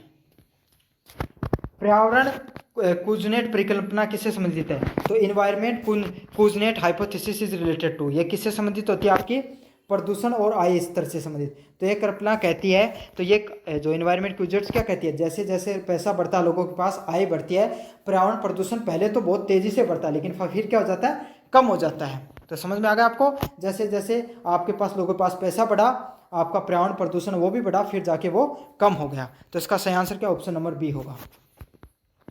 पर्यावरण लागत लाभ विश्लेषण का क्या उद्देश्य होता है, पर्यावरण लागत लाभ का क्या लाभ होता है, परियोजना की कुल सामाजिक आर्थिक लाभ आने जानना, मतलब to know the overall economic impact on project, तो कितना जो पर्यावरण है उसको नुकसान हो रहा है, आप कितना जो उस चीज़ को क्या कहा जाता है, इन्वायरमेंट कॉस्ट बेनिफिट एनालिसिस के नाम से जाना जा रहा है। तो मतलब कितना फायदा होगा इस चीज़ से, इन्वायरमेंट को कितना नुकसान होगा, उस चीज़ को क्या कहा जाता है, इन्वायरमेंटल कॉस्ट बेनिफिट एनालिसिस के नाम से जाना जाता है। निम्न में से कौन टिकाऊ विकास की विश्लेषण है, which of the following is A feature of sustainable development, तो कौन सा है, भविष्य और संरक्षण को संतुलन में रखना, मतलब आपको क्या करना है, आपको अपनी भी जो संसाधनों को आपको भी प्रयोग करना और अपनी भविष्य वाली आने वाली पीढ़ियों के लिए भी बचा कर रखना है। तो इसी को किस नाम से जाना जाता है, सतत विकास के नाम से या सस्टेनेबल डेवलपमेंट के नाम से जाना जाता है। पर्यावरण अर्थशास्त्र में प्राकृतिक पूंजी क्या होती है, तो क्या पूंजी होती है, भूमि, जल, वायु जैसे संसाधन है, resources like land, water, air, उनको बचाकर रखना प्राकृतिक पूंजी के नाम से जाना जाता है। Which of the following is A criticism of traditional economic model, तो जो पारंपरिक आर्थिक मॉडल उसकी क्या आलोचना है, ये पर्यावरण लागतों की अनदेखी करते थे। तो पहले के जो मॉडल लागू होते थे कंपनी वगैरह में, उनका ये कार्य होता था, वो क्या कि पर्यावरण की ज़्यादा देखरेख नहीं करते थे। समझ में हो गया। तो आजकल टेक्नोलॉजिकल मॉडल है, इनका ये फायदा है कि पर्यावरण के संरक्षण का भी कार्य करते हैं पैसे कमाने के साथ साथ। व्हाट इज द इंटरलाइजेशन एक्सटर्नलिटी, तो किस नाम से जाना जाता है इसको, बाहरी प्रभावों की लागत को जोड़ने से संबंधित, इंक्लूडिंग एक्सटर्नल इफेक्टिव कॉस्ट। तो ये प्रक्रिया आपको प्रदूषण जैसे बाहरी प्रभावों का आर्थिक निर्णय लेने में मदद करती है। Which of the following is A environment economic policy, तो कौन सी होती है इसमें से, कार्बन टैक्स है वो आपको पर्यावरण आर्थिक नीति से संबंधित होता है। तो आपको ये आपका जो पेपर होने वाला है इन्वायरमेंट मैनेजमेंट, इससे संबंधित मैंने आपको प्रश्नों को रिवाइज करा दिया। लेकिन इस क्लास को देखने से सिर्फ आपका काम नहीं चलेगा, आपको क्लास बाकी के भी देखनी पड़ेंगी। उनके लिए मैंने प्लेलिस्ट में लिंक दे रखा है, उसको वहाँ पर जाकर ज़रूर से देख लेना। मैं आपको अभी भी इस बात को कह रहा हूँ, ज़रूर से जाकर देख लेना, इस क्लास से ही काम नहीं चलने वाला है। तो प्लीज़ आप चैनल को सब्सक्राइब कर दीजिए, आपको बहुत काम आने वाला है आगे, और वीडियो को लाइक कर देना। पहले नंबर प्रश्न की बात करें, पर्यावरण अध्ययन की परिभाषा क्या है, तो आपको बताना है कि पर्यावरण अध्ययन की परिभाषा क्या, मोस्ट इंपॉर्टेंट प्रश्न है। तो पर्यावरण अध्ययन किसके बारे में बताता है हमें जीवन में? तो पर्यावरण समस्याओं का सामाजिक, भौतिक व जैविक दृष्टिकोणों का अध्ययन है। तो पर्यावरणीय समस्या मतलब हमारे समाज के अंदर जो पर्यावरण से संबंधित समाज में समस्याएं देखने को मिलती हैं। जैसे बाढ़ आ गई तो हमारे जो लोग हैं उन्हें विस्थापन करना पड़ा, अकाल आ गया तो भी विस्थापन करना पड़ा। ऐसी परिस्थितियां उत्पन्न होती हैं जिससे क्या होता है, पर्यावरण की वजह से हमारे समाज में जो बदलाव होते हैं उनको देखने को मिलते हैं। भौतिक तथा जैविक दृष्टिकोण का अध्ययन क्या कहलाता है? पर्यावरणिक अध्ययन कहलाता है। तो इसकी ये परिभाषा है। बी नंबर प्रश्न है कि पर्यावरण अध्ययन है उसका क्या दायरा होता है? तो पर्यावरण अध्ययन का जो दायरा है वो क्या क्या है?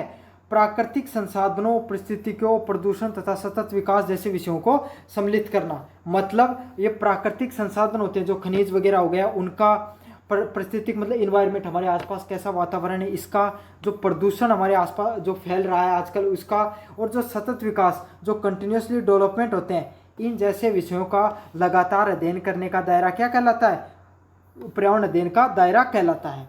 ठीक है, तो ये वाले ऐसे प्रश्न मैं आपको करवा रहा हूँ जो थोड़े टफ हैं। अगर प्रश्न एग्जाम में आ गए तो ये वाले प्रश्न कोई नहीं करेगा और आप कर दोगे। तो यही है, ये वीडियो आपको पूरा देखना। थोड़े से स्टार्टिंग में मैंने 1-2 प्रश्न हार्ड लिए, बाकी फिर इजी प्रश्न आपके सामने देखने को मिलेंगे आपको। पर्यावरण अध्ययन किस प्रकार का विषय है? तो पर्यावरण अध्ययन है वो किस प्रकार का प्रसिद्ध विषय? तो पर्यावरण अध्ययन में मैंने आपको पहले बताया कि पर्यावरण अध्ययन में एक से अधिक विषयों का अध्ययन किया जाता है। ठीक है, भौतिक विज्ञान का भी अध्ययन होगा, समाजशास्त्र का भी अध्ययन होगा इसमें, और जैविक शास्त्र का भी अध्ययन होगा। तो ये जो पर्यावरण अध्ययन है ये कैसा विषय है? बहुविषय का, मतलब इसमें एक से अधिक विषयों का पढ़ने को अपने को मिलता है। 4 नंबर प्रश्न है, पर्यावरण अध्ययन में कौन से विषय शामिल होते हैं? तो मैंने पहले बता दिया, भूगोल, जीव विज्ञान, समाजशास्त्र और राजनीति। तो एक से अधिक विषय इसके अंदर आएंगे, तो वो वाला ऑप्शन आपको सही होने वाला है। आपको वो वाला ऑप्शन करके आना है जिसमें एक से अधिक ऑप्शन दे रखे हों, एक से अधिक विषय दे रखे हों, वही ऑप्शन इसमें सही होगा। तो इसका सही ऑप्शन क्या? ऑप्शन नंबर बी है। 5 नंबर प्रश्न है, पर्यावरण जागरूकता की आवश्यकता क्यों होती है? तो पर्यावरण जागरूकता की इसलिए आवश्यकता होती है ताकि लोग संसाधनों का संरक्षण करें। जैसा संसाधन क्या होते हैं, जैसे आपके पास पानी है, पानी एक संसाधन है तो इसको आपको बचाना चाहिए। आपकी अगर कोई साथ के साथ वायु है उसको भी अपने को अच्छे से रखना चाहिए, पेड़ वगैरह लगाने चाहिए। ज़्यादा खनिज जो प्राइवेट गाड़ियों के बजाय आपको जो पब्लिक जो ट्रांसपोर्ट है उसका यूज़ करना चाहिए। और इन सब चीज़ों को आपको क्या होना चाहिए? पर्यावरण संरक्षण और संसाधनों के संरक्षण के बारे में आपको पता चले, इसलिए आपको पर्यावरण जागरूकता को पढ़ना जरूरी है।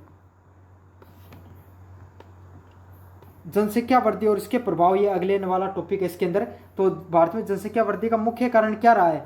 तो भारत में जो जनसंख्या वृद्धि के पीछे कारण रहा है उच्च जन्म दर। तो भारत में जो पहले क्या समय था, आज के समय तो नीति बना दी गई, हम दो हमारे दो, मतलब 2 बच्चे के ऊपर जो सरकार है वो जोर दे रही है ज़्यादा। लेकिन पहले के समय ऐसा नहीं होता था। पहले के समय के लोगों की सोच होती थी कि जितने ज़्यादा बच्चे होंगे उतने ही ज़्यादा हमारे परिवार है या हमारा समाज है वो कल्याण करेगा। तो इससे क्या हुआ, भारत में जो जन्म दर है वो बढ़ गई और स्वास्थ्य सेवाएं भी धीरे धीरे समय के साथ बढ़ती रही, इसलिए भारत में जनसंख्या वो बढ़ गई। 7वां नंबर प्रश्न है, जनसंख्या विस्फोट का क्या अर्थ है? तो जनसंख्या विस्फोट का क्या अर्थ है? विस्फोट क्या होता है? कोई भी चीज़ बहुत तेज़ी से फैलना। तो अपनी जनसंख्या वो बहुत तेज़ी से फैलती है, इसी को क्या कहा जाता है? जनसंख्या विस्फोट कहा जाता है। तो इस प्रश्न का सही आंसर क्या होगा? ऑप्शन नंबर बी होगा। 8 नंबर प्रश्न है, पर्यावरण कल्याण कार्यक्रम का उद्देश्य क्या है? तो पर्यावरण कल्याण का कार्यक्रम का क्या उद्देश्य है? जनसंख्या को नियंत्रण करना। तो पर्यावरण कल्याण के माध्यम से लोगों को पर्यावरण नियोजन के बारे में बताया जाता है। लोगों को ये बताया जाता है कि जो छोटा परिवार होगा वही क्या होगा? एक खुशहाल परिवार होगा। आपको अगर जीवन में खुश रहना है तो छोटे परिवार को अपनाइए, परिवार नियोजन की जो चीज़ें हैं उनको अपनाइए। तो जो पर्यावरण कल्याण कार्यक्रम है भारत सरकार का कार्यक्रम है जो जनसंख्या नियंत्रण से संबंधित कार्यक्रम है। ये मोस्ट इंपॉर्टेंट प्रश्न है, आपको अच्छे से इसको कर लेना है। अगर परीक्षा में आएगा तो ये आपको ये ऑप्शन टिक करके आना है। 9 नंबर प्रश्न है, जनसंख्या वृद्धि का मानव स्वास्थ्य पर क्या प्रभाव पड़ता है? तो इससे क्या होता है? भीड़ भाड़ बढ़ती है और बीमारियों में वृद्धि देखने को मिलती है।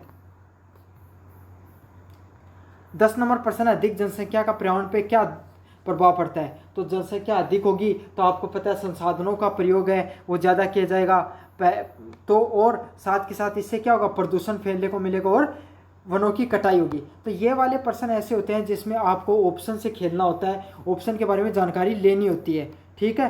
तो जिसमें इसमें क्या होगी, क्या जनसंख्या अधिक होने से संसाधनों की अधिकता होगी? बिल्कुल नहीं होगी, संसाधन तो कम होते चलेंगे जाएंगे, तो ये ऑप्शन इसलिए गलत है।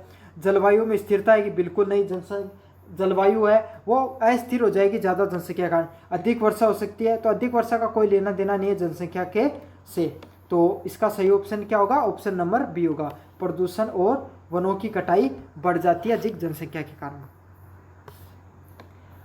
अगले वाले प्रश्न की तरफ बढ़े। मानव अधिकार किससे संबंधित है? तो मानव अधिकार किससे संबंधित है? कोई भी व्यक्ति है उसकी गरिमा, ठीक है, उसकी स्वतंत्रता और उसकी समानता से संबंधित क्या होते हैं? मानव अधिकार होते हैं। तो हर व्यक्ति वो स्वतंत्र रहता है और उसको समानता का अधिकार होता है। वो किस में आता है? मानव अधिकारों के तहत आता है।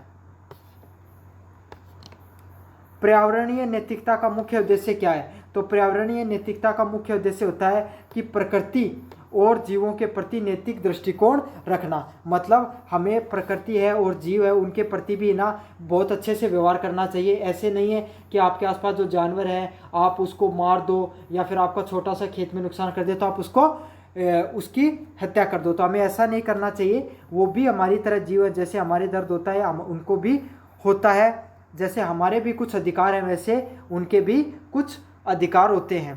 तो यही होती है पर्यावरणिक नैतिकता। साथ के साथ हमें इन्वायरमेंट में जितना पेड़ काटे उससे ज़्यादा लगाने चाहिए। कोशिश करना चाहिए कि ज़्यादा से ज़्यादा हम पेड़ लगाएं। और आप सब बच्चों को भी मैं यही कहना चाहूँगा कि इस बार बारिश में आप एक पेड़ जरूर लगाना। 13 नंबर प्रश्न है, खाद्य समस्या का एक मुख्य कारण क्या है? तो खाद्य समस्या का एक मुख्य कारण होता है असमान वितरण।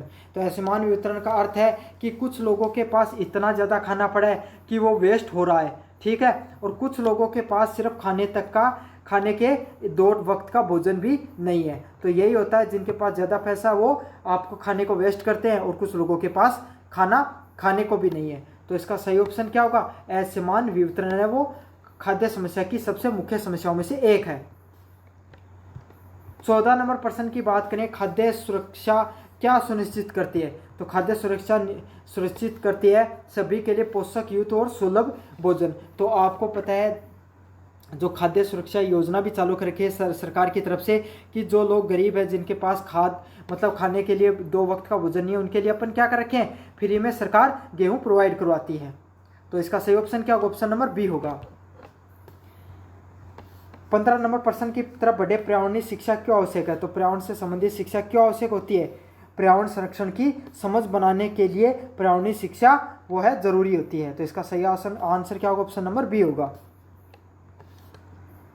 16 नंबर प्रश्न है, सूचना तकनीक पर्यावरण संरक्षण में कैसे सहायक होती है? तो सूचना तकनीक मतलब इंटरनेट के माध्यम से आप क्या कर सकते हो, डाटा को कलेक्ट कर सकते हो कि इस समय हमारे जो कितना भूजल है वो हमारे है बचा हुआ है, कितने पेड़ों की कटाई हुई है, कितने पेड़ हैं। तो इन सब चीज़ों से हम क्या कर सकते हैं, जो डाटा का कलेक्शन कर सकते हैं, निगरानी कर सकते हैं और लोगों में जागरूकता फैला सकते हैं। कि आप कोई सोशल मीडिया कैंपेन शुरू कर सकते हो जिसके थ्रू क्या हो सके, लोगों को ये समझा सके कि पर्यावरण की संरक्षण करना बहुत ज़्यादा ज़रूरी है। 17 नंबर प्रश्न की बात करें, स्वास्थ्य सेवाओं में तकनीक सूचना की क्या भूमिका है? तो स्वास्थ्य सेवाओं में तकनीक की भूमिका ये है कि रोगों की पहचान करना और उपचार में सहायता। तो सही ऑप्शन इसमें कौन सा होने वाला है? बी नंबर ऑप्शन है वो सही होने वाला है। तो स्वास्थ्य अगर तकनीक का प्रयोग करेंगे अपन तो इसमें क्या करेंगे, आप कोई भी रोग है उसकी पहचान कर सकेंगे और उसका उपचार में सहायक हो सकता है। 18 नंबर प्रश्न है, मानव अधिकार में कौन सा अधिकार सम्मिलित है? तो मानव अधिकारों में हर व्यक्ति को भोजन प्राप्त होना, शिक्षा व जीवन का अधिकार क्या है? मौलिक अधिकार है और ये सब मानव के अधिकारों में शामिल होते हैं। कौन से भोजन, शिक्षा व जीवन का अधिकार क्या है? मानव अधिकारों में शामिल होते हैं। तो ये भी मोस्ट इंपॉर्टेंट प्रश्न है। 19 नंबर प्रश्न है, पर्यावरण समस्याओं के समाधान हेतु नैतिकता आवश्यक है। तो पर्यावरण समस्याओं के समाधान हेतु किस प्रकार की नैतिकता आवश्यक होती है? पर्यावरणीय नैतिकता। तो पर्यावरण से संबंधित जो नैतिकता की बात होगी तो वो किस में होगी? पर्यावरणीय पर्यावरणीय नैतिकता में होगी ये चीज़ें। 20 नंबर प्रश्न की बात करें, सूचना तकनीक से पर्यावरण जागरूकता कैसे बढ़ती है। तो सूचना तकनीक से पर्यावरण जागरूकता कैसे बढ़ती है, डिजिटल प्रचार व ई शिक्षा से। तो आपने कोई मतलब जो ऑनलाइन कैंपेन शुरू किया कि कोई सेलिब्रिटी आके आपको ये बता रहा है कि आपको पेड़ लगाने चाहिए, पानी बचाना चाहिए, प्रदूषण को कम करने का प्रयास करना चाहिए, तो इस सब चीज़ों से क्या होता है, पर्यावरण की जागरूकता फैलती है।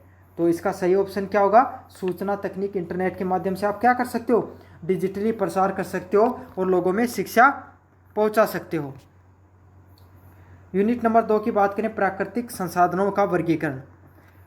तो इनमें क्या होता है, कौन सी नवीनीकरण नहीं है। तो नवीनीकरण आपको पता है वो संसाधन होते हैं जो किसके अंदर, जो जिनको आप मतलब जो प्राकृतिक रूप से उपलब्ध होते हैं। प्राकृतिक रूप से सभी उपलब्ध होते हैं, लेकिन जिनको आप ज़्यादा प्रदूषण कम फैलाते हो और फिर से कन्वर्ट कर सकते हो मतलब।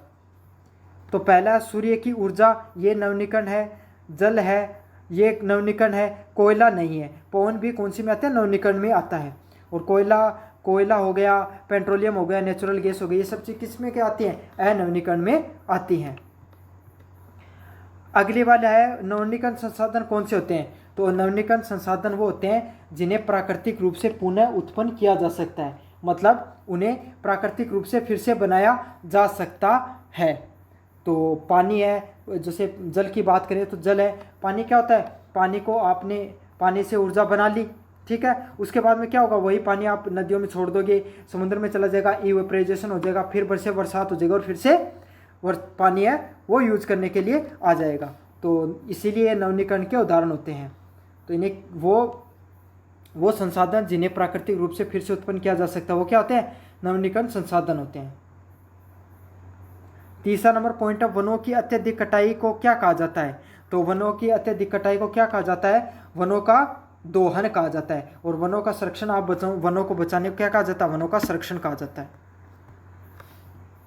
अगले वाला प्रश्न है, वनों की कटाई का एक प्रमुख प्रभाव क्या होता है। तो वनों की कटाई होगी, इससे क्या हो जाता है, भूमि का कटाव हो जाता है, भूमि का क्षरण हो जाता है। तो आपको जैसे कि मैं आपको एक छोटा सा उदाहरण देके बताऊं, आपका खेत होगा या फिर आपके आसपास देखना जहाँ पर थोड़ा बहुत पेड़ लगे होंगे या घास लगा होगा, तो अब बारिश का मौसम चल रहा, तो जिसके आसपास जो मिट्टी है ना पेड़ के आसपास, वो सारी कट जाएगी, लेकिन पेड़ के आसपास जो पेड़ की जड़ें वहाँ पर मिट्टी वैसी की वैसी बची रहती है। या फिर घास का उदाहरण देके देख लो, यहाँ पर घास लगा हुआ है और इसके पास से पानी गुजरा, तो ये मिट्टी तो बहकर आगे चले गई, लेकिन घास के जो आसपास मिट्टी थी वो सारी की सारी ऐसे की ऐसे रह गई है। तो यही होता है, वनों की कटाई से क्या हो जाता है, भूमि का कटाव होता है, भूमि का क्षरण होता है। जल संसाधनों की बात करें, जल विवाद का एक प्रमुख कारण क्या होता है। तो जल विवाद का एक प्रमुख कारण क्या होता है, जल का असमान वितरण। मतलब किसी के पास, कई लोग तो क्या करते हैं, ट्यूबवेल वगैरह खुदा लेते हैं और किसी के पास पीने का पानी तक नहीं होता, इसीलिए जल विवाद उत्पन्न होता है। छठा प्रश्न है, जल संचयन की पारंपरिक विधि क्या है। तो जल संचरण की पारंपरिक विधि क्या है, वर्षा जल का संचयन करना, वर्षा जल को बचाना क्या है, जो जल संचयन की पारंपरिक विधि है कि आपको जल पानी को बचा रहे हो, यही क्या पारंपरिक विधि है। खनिज संसाधनों की बात करें, खनिजों के अत्यधिक दोहन किसके लिए जिम्मेदार है। तो खनिजों का अत्यधिक दोहन होता है, इससे क्या होता है, पर्यावरण को क्षति पहुंचती है, पर्यावरण है वो नुकसान पहुंचता है पर्यावरण को बहुत ज्यादा इससे। 8 नंबर प्रश्न है, निम्न में से कौन एक गैर लोहा खनिज है। तो गैर लोहा कौन सा, इस्पात हो गया, मैग्नीज हो गया, लोहा गया, इससे संबंधित है, लेकिन तांबा एक अलग प्रकार का खनिज है। 9 नंबर प्रश्न है, भारत में ऊर्जा की बढ़ती मांग का प्रमुख कारण क्या है। तो भारत में बढ़ती ऊर्जा का प्रमुख कारण क्या है, उद्योगीकरण। तो उद्योग बढ़ रहे हैं, इसके कारण क्या होगी, ऊर्जा की मांग भी धीरे धीरे भारत के अंदर बढ़ रही है। 10 नंबर प्रश्न है, सौर ऊर्जा किस प्रकार की ऊर्जा है। तो सौर ऊर्जा किस प्रकार की ऊर्जा है, नवीनीकरण प्रकार की ऊर्जा है सौर ऊर्जा। 11 नंबर प्रश्न है, निम्न में से कौन सा अक्षय ऊर्जा का स्रोत नहीं है। तो अक्षय ऊर्जा भी कौन सी ऊर्जा होती है, नवीनीकरण ऊर्जा को ही क्या बोला जाता है, अक्षय ऊर्जा भी बोला जाता है। तो इसमें से कौन सा उदाहरण नवीनीकरण ऊर्जा का उदाहरण नहीं है। तो पेट्रोल है वो नवीनीकरण ऊर्जा का उदाहरण नहीं है। तो इसका सही आंसर क्या होगा, ऑप्शन नंबर सी है। बाकी पवन हो गया, ज्वार भाटा हो गया, सौर हो गया, ये सब क्या अक्षय ऊर्जा है जिन्हें प्राकृतिक रूप से हमसे फिर से बना सकते हैं। 12 नंबर प्रश्न की बात करें, अत्यधिक कृषि से कौन सी समस्या उत्पन्न होती है। तो अत्यधिक कृषि करने से क्या होता है, भूमि की उर्वरकता में कमी हो जाती है, ना कि बढ़ती है। तो भूमि का कटाव होना शुरू हो जाता है। तो अत्यधिक कृषि से क्या होता है, भूमि का कटाव शुरू हो जाता है। 13 नंबर प्रश्न है, भूमि लवणता सैलिनिटी का प्रमुख कारण क्या है। तो भूमि की जो लवणता उसका प्रमुख, उससे क्या हो जाता है, सिंचाई जल का वाष्पीकरण। तो सिंचाई जल है वो वाष्पीकरण होके चला जाता है, तो क्या हो जाता है, वो वाष्प होके तो उड़ जाता है, लेकिन उसके पीछे लवण छोड़ जाता है, नमक की मात्रा भूमि में बढ़ जाती है। तो इससे होता क्या है, जब भूमि में लवणता की मात्रा बढ़ जाएगी तो जो आपकी जो फसल की उर्वरकता है, जो जमीन की उर्वरकता, वो काफ़ी कम हो जाती है और फसल का उत्पादन भी कम हो जाता है। 14 नंबर प्रश्न है, अत्यधिक चराई का क्या प्रभाव होता है। तो अत्यधिक चराई हो गई, अत्यधिक सिंचाई हो गई, इससे क्या होता है, भूमि का क्षरण होता है, भूमि की जमीन की जो उर्वरकता है वो क्या हो जाती है, कम हो जाती है। 15 नंबर पॉइंट है, सतत विकास का मुख्य उद्देश्य क्या है। तो कंटिन्यूटी डेवलपमेंट का क्या होता है, तो सतत क्या होता है, सभी के लिए समान रूप से होने वाला विकास को क्या कहा जाता है, सतत विकास कहा जाता है। तो सभी के लिए समान रूप से संसाधनों का उपयोग करना। और इस प्रश्न का ये भी उत्तर होता है कि आप अच्छे से संसाधनों का प्रयोग करें ताकि आप भी प्रयोग कर लें और उन संसाधनों को भविष्य की पीढ़ियों के लिए भी छोड़कर चले जाएं। तो इसी प्रकार के विकास को क्या कहा जाता है, सतत विकास कहा गया है। 16 नंबर प्रश्न है, निम्नलिखित कौन सी तकनीक मृदा व जल संरक्षण के लिए सहायक होती है। तो कौन सी तकनीक है वो मृदा व जल संरक्षण के लिए सहायक है, वो है बांध बनाना। तो बांध बनाने से क्या होता है, मृदा भी बची रहती है और जल का भी संरक्षण होता है, क्योंकि नदियाँ बहती है तो मिट्टी कट कट के आगे जाती रहती है। तो इसे जो बांध बनाने से क्या होता है, मृदा का संरक्षण होता है और जल का भी संरक्षण होता है। अब बढ़े अगले नंबर प्रश्न की तरफ, 17 नंबर प्रश्न की तरफ। जल प्रबंधन, जल ग्रहण प्रबंधन का मुख्य उद्देश्य क्या है। तो क्या होता है, नदी के प्रभाव को रोकना, वर्षा जल को संग्रहित करना। तो जल ग्रहण प्रबंधन में क्या हो गया, आपने वर्षा जल को पानी बांध बनाकर आपने रोक दिया ताकि वो जल है वो कृषि के लिए उपयोग में आ सके, पीने के पानी के रूप में उपयोग में आ सके या अन्य किसी गतिविधियों के रूप में काम में आ सके। वरना क्या होता, वो बहकर समुद्र में चला जाता, उसका कोई महत्व रहता नहीं इतना ज़्यादा। तो यही है, वर्षा जल को संग्रहित करना क्या कहता है, जल ग्रहण प्रबंधन के अंतर्गत आता है। या फिर आपने घर पे टाका वगैरह बना लिया, इससे भी आप जल संग्रहण कर सकते हो। 18 नंबर प्रश्न है, सतत जीवन शैली में क्या शामिल होता है।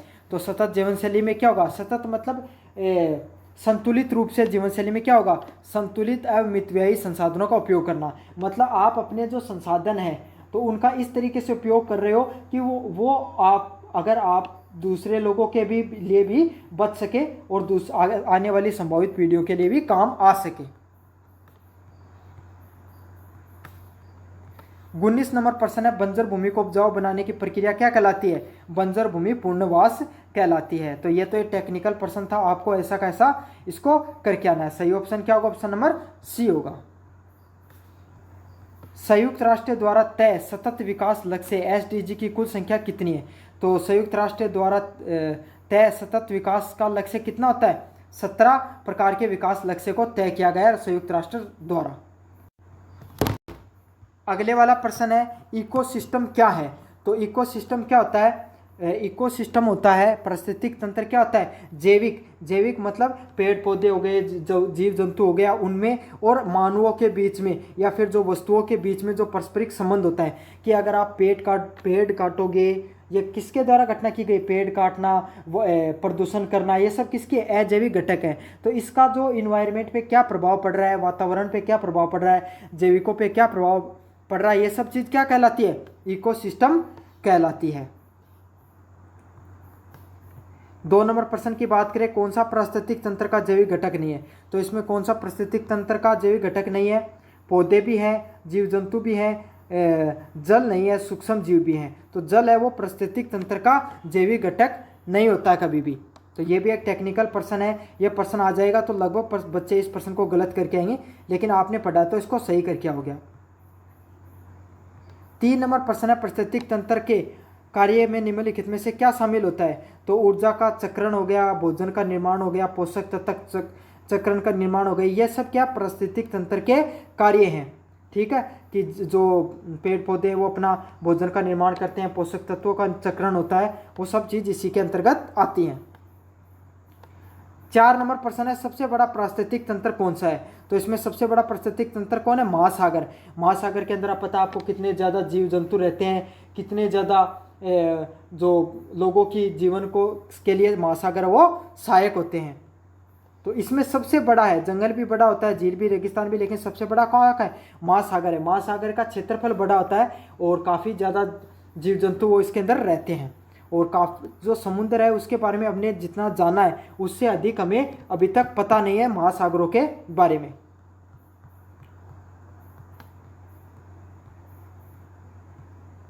तो पारिस्थितिक तंत्र होता है, उसके अंदर प्रोड्यूसर्स कौन होते हैं? तो प्रोड्यूसर मतलब चीज़ों को उत्पादन करने वाले। तो भोजन का उत्पादन स्वयं से कौन करते हैं पारिस्थितिक तंत्र के अंदर? तो पौधे हैं, वो फोटोसिंथेसिस के द्वारा अपना खुद का भोजन खुद से बनाते हैं, इसलिए पारिस्थितिक तंत्र के उत्पादक किसे माना गया है? पौधों को माना गया है। 6 नंबर प्रश्न है, कंज्यूमर्स कौन होते हैं? तो खाने वाले कौन होते हैं? तो जो शाकाहारी लोग और मांसाहारी जीव होते हैं, तो वो क्या होते हैं? कंज्यूमर होते हैं, ग्रहण करने वाले होते हैं। तो मांसाहारी जो जीव है वो दूसरे जानवरों को खाते हैं और शाकाहारी जीव पौधों को से निर्मित चीज़ों को खाते हैं, इसीलिए वो किस में आते हैं? कंज्यूमर्स के अंदर आते हैं, ग्रहणकर्ताओं के अंदर आते हैं। 7 नंबर प्रश्न की बात करूं, डीकम्पोजर्स का क्या कार्य होता है? तो आपको पता है कि जो आप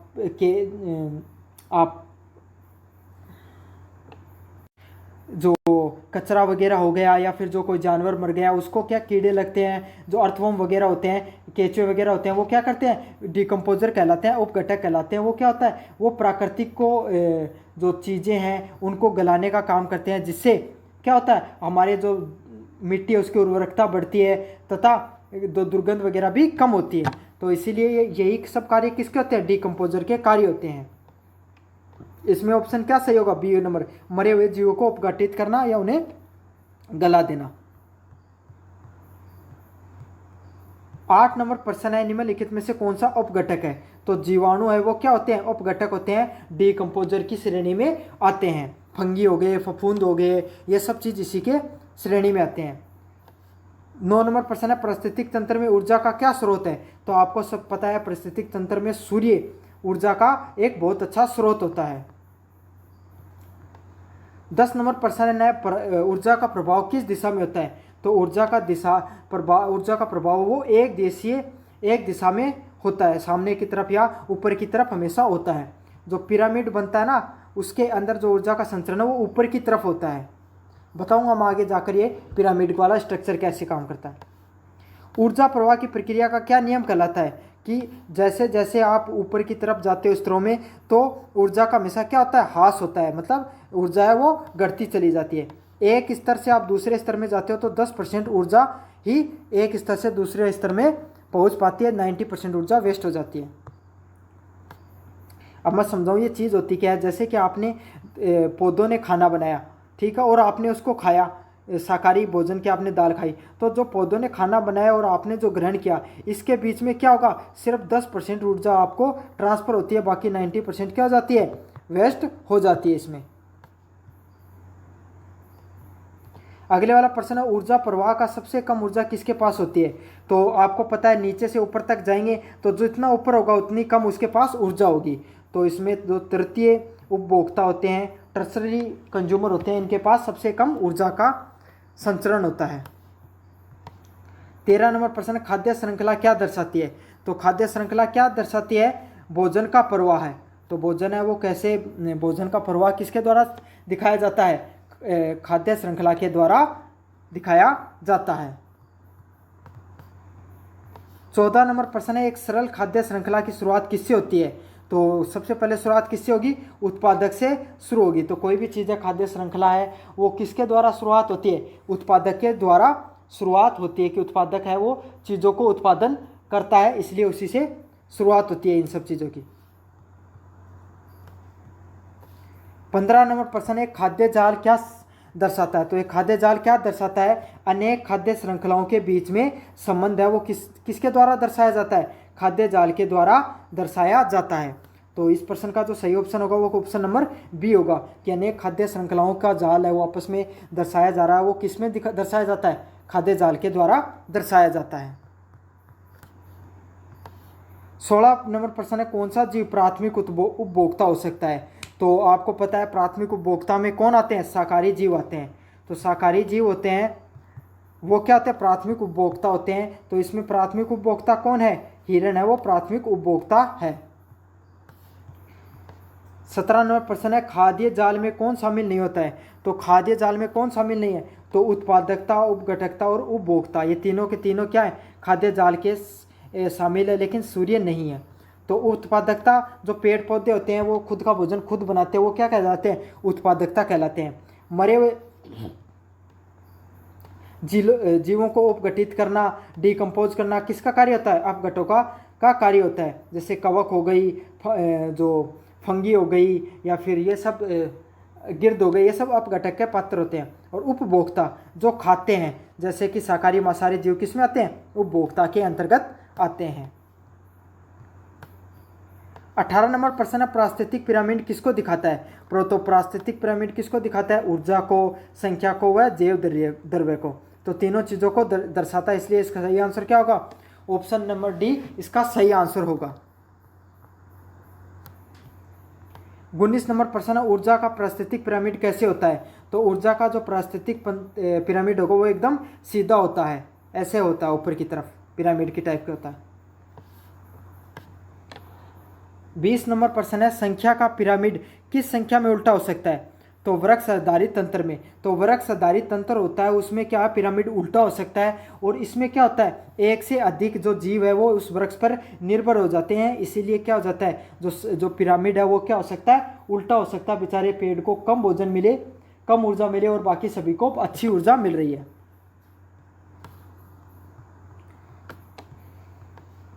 अगले वाला, पारिस्थितिक तंत्र और सेवाएं।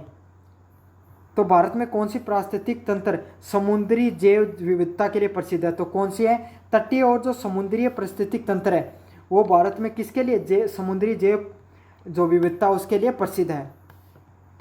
2 नंबर प्रश्न है, वनों की एक प्रमुख पारिस्थितिक सेवा है।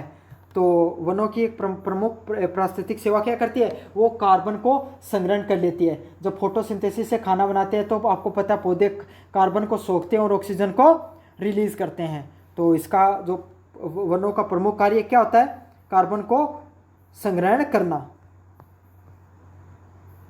3 नंबर प्रश्न है, पारिस्थितिक सेवाओं का वर्गीकरण कितने प्रकार का होता है। तो पारिस्थितिक सेवाओं का वर्गीकरण कितने प्रकार का होता है, कुल 4 प्रकार का होता है पारिस्थितिक सेवाओं का वर्गीकरण। अगले वाला प्रश्न है, भारत में कुल कितनी वेटलैंड्स कौन सी है, प्रमुख वेटलैंड कौन सी है इसमें। तो चिल्का लेक है वो प्रमुख वेटलैंड है। तो आर्द्र भूमि क्या होती है, एक ऐसी जगह होती है जहाँ पर बहुत अच्छा पारिस्थितिक तंत्र होता है, पेड़ पौधे हो गए, सभी प्रकार के जानवर हो गए, या पर पानी वगैरह की पाई जाती है। तो उसको बचाने के लिए वेटलैंड्स, आर्द्र भूमि बना दी गई हैं। और ये सबसे भारत की सबसे बड़ी कौन सी है, चिल्का लेक है। 5वां नंबर प्रश्न है, जैव विविधता में क्या शामिल नहीं है। तो जैव विविधता में क्या शामिल नहीं है, आर्थिक विविधता, ठीक है, पैसों की विविधता है वो शामिल नहीं होती है। 6 नंबर प्रश्न है, भारत में जैव विविधता की दृष्टि को क्या कहा जाता है। तो मेगा डाइवर्सिटी राष्ट्र के नाम से जाना जाता है, क्योंकि भारत के अंदर बहुत सारी अलग अलग प्रकार की डाइवर्सिटी देखने को मिलती है, अलग अलग प्रकार की जैव विविधता पाई जाती है। 7 नंबर प्रश्न है कि जैव विविधता का उपभोग कंजप्टिव यूज क्या है। तो क्या यूज है जैव विविधता का, उपभोग के यूज। तो औषधीय पौधों का प्रयोग करना क्या होता है, जैव विविधता का उपभोग्य यूज है। मतलब आप कोई भी चीज़ का यूज करते हो प्राकृतिक तंत्र से, उसे क्या कहलाता है, वो उपभोग्य उपयोग कहलाता है जैव विविधता का। 8वां नंबर प्रश्न है, रेड डाटा बुक में क्या दर्शाया जाता है। तो आपको पता है रेड डाटा बुक है, उसमें क्या होता है, जो संकटग्रस्त प्रजातियां जिनके जानवर हैं वो हमारे अब बहुत कम हो गए हैं, संकटग्रस्त परिस्थिति में आ गए हैं, उसमें उसको वो किस में दर्शाए जाते हैं, रेड डाटा बुक में दर्शाए जाते हैं। 9 नंबर प्रश्न है, भारत में कुल कितने जैविक भौगोलिक क्षेत्र हैं। तो कुल कितने क्षेत्र हैं? 12 प्रकार के जो क्षेत्र हैं वो जैव भौगोलिक क्षेत्र के अंतर्गत आते हैं।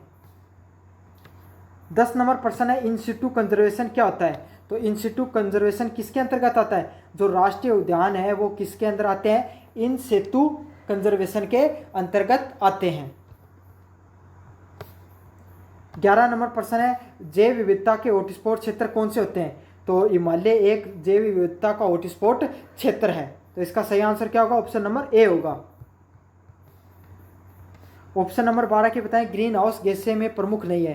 तो नाइट्रोजन है वो ग्रीन हाउस गैस नहीं है, उसके अलावा जो कार्बन डाइऑक्साइड है, जो मीथेन है, CFC क्लोरोफ्लोरोकार्बन है, ये क्या है? सारी ग्रीन हाउस गैसें हैं। 13 नंबर प्रश्न है, अम्ल वर्षा एसिड रेन का प्रमुख कारण क्या होता है? तो जो एसिड रेन का प्रमुख कारण होता है नाइट्रोजन व सल्फर है। ये क्या ग्रीन हाउस गैसें होती हैं, ये हमारे इन्वायरमेंट में हो जाती हैं और इससे जो pH लेवल है वर्षा का वो बढ़ जाता है, एसिडिक हो जाता है। ठीक है, क्या हो जाता है? एसिडिक नेचर का हो जाता है, 7 से कम हो जाता है, क्योंकि जो का नाइट्रोजन और सल्फर डाइऑक्साइड है इनका नेचर कैसा है? ये एसिडिक इन द नेचर होती हैं, इसीलिए इन्हें अम्ल वर्षा होती है इसके कारण। अगले वाला प्रश्न है, ओजोन परत संरक्षण के लिए कौन सी गैस दायित्व है? तो ओजोन परत संरक्षण के लिए कौन सी गैस? क्लोरोफ्लोरोकार्बन है वो यहाँ पर क्या है? सबसे मेन ओजोन परत संरक्षण के लिए जिम्मेदार है। ओजोन परत में जो छेद हो गया है ना, इस वो CFC क्लोरोफ्लोरोकार्बन के कारण होता है और ये अपन गैस वगैरह के अंदर इसको डाला जाता है ठंडा करने के लिए। जो गैस वगैरह में ठंडी करते हैं ना वो CFC होती है उसके अंदर। थर्मल प्रदूषण का स्रोत क्या है? तो थर्मल प्रदूषण का प्रमुख स्रोत क्या है? परमाणु षड्यंत्र। तो परमाणु षड्यंत्र के अंदर जो जिस प्रकार का कचरा पाया जाता है, प्रदूषण पैदा हो सकता है, परमाणु वेस्ट जिसे बोलते हैं, वो थर्मल प्रदूषण के अंतर्गत आता है। 3R का सिद्धांत क्या है? तो रीयूज, रिड्यूज, रीयूज व रिसाइकल। मतलब प्लास्टिक का एक उदाहरण लेके देखें तो हमें प्लास्टिक का कम से कम उपयोग लेना चाहिए, बार बार उपयोग लेना चाहिए और रिसाइकल के लिए दे देना चाहिए उसको, ताकि जो प्लास्टिक है वो कम से कम हमारे इन्वायरमेंट में आ सके। 17 नंबर प्रश्न है, ठोस अपशिष्ट बायोमेडिकल वेस्ट किससे संबंधित है? तो बायोमेडिकल वेस्ट किससे संबंधित है? अस्पताल से संबंधित है। जल प्रदूषण रोकथाम और नियंत्रण का अधिनियम किससे संबंधित है? सन 1974 से संबंधित है। 19 नंबर प्रश्न है, जैव विविधता अधिनियम कब लागू हुआ था? तो जैव विविधता अधिनियम कब लागू हुआ था? 2002 के अंदर लागू हुआ था जैव विविधता अधिनियम। अब बात करें आखिरी नंबर प्रश्न की, पुनर्वास तथा पुनर्स्थापन की प्रमुख चिंता किससे संबंधित है? सामाजिक न्याय व आजीविक आने से संबंधित है। तो ये थे आपके प्रमुख प्रश्न एनवायरनमेंट स्टडीज से संबंधित। तो अगर अभी तक आपने चैनल को सब्सक्राइब नहीं किया तो सब्सक्राइब कर दो और वीडियो को जोर से लाइक कर देना।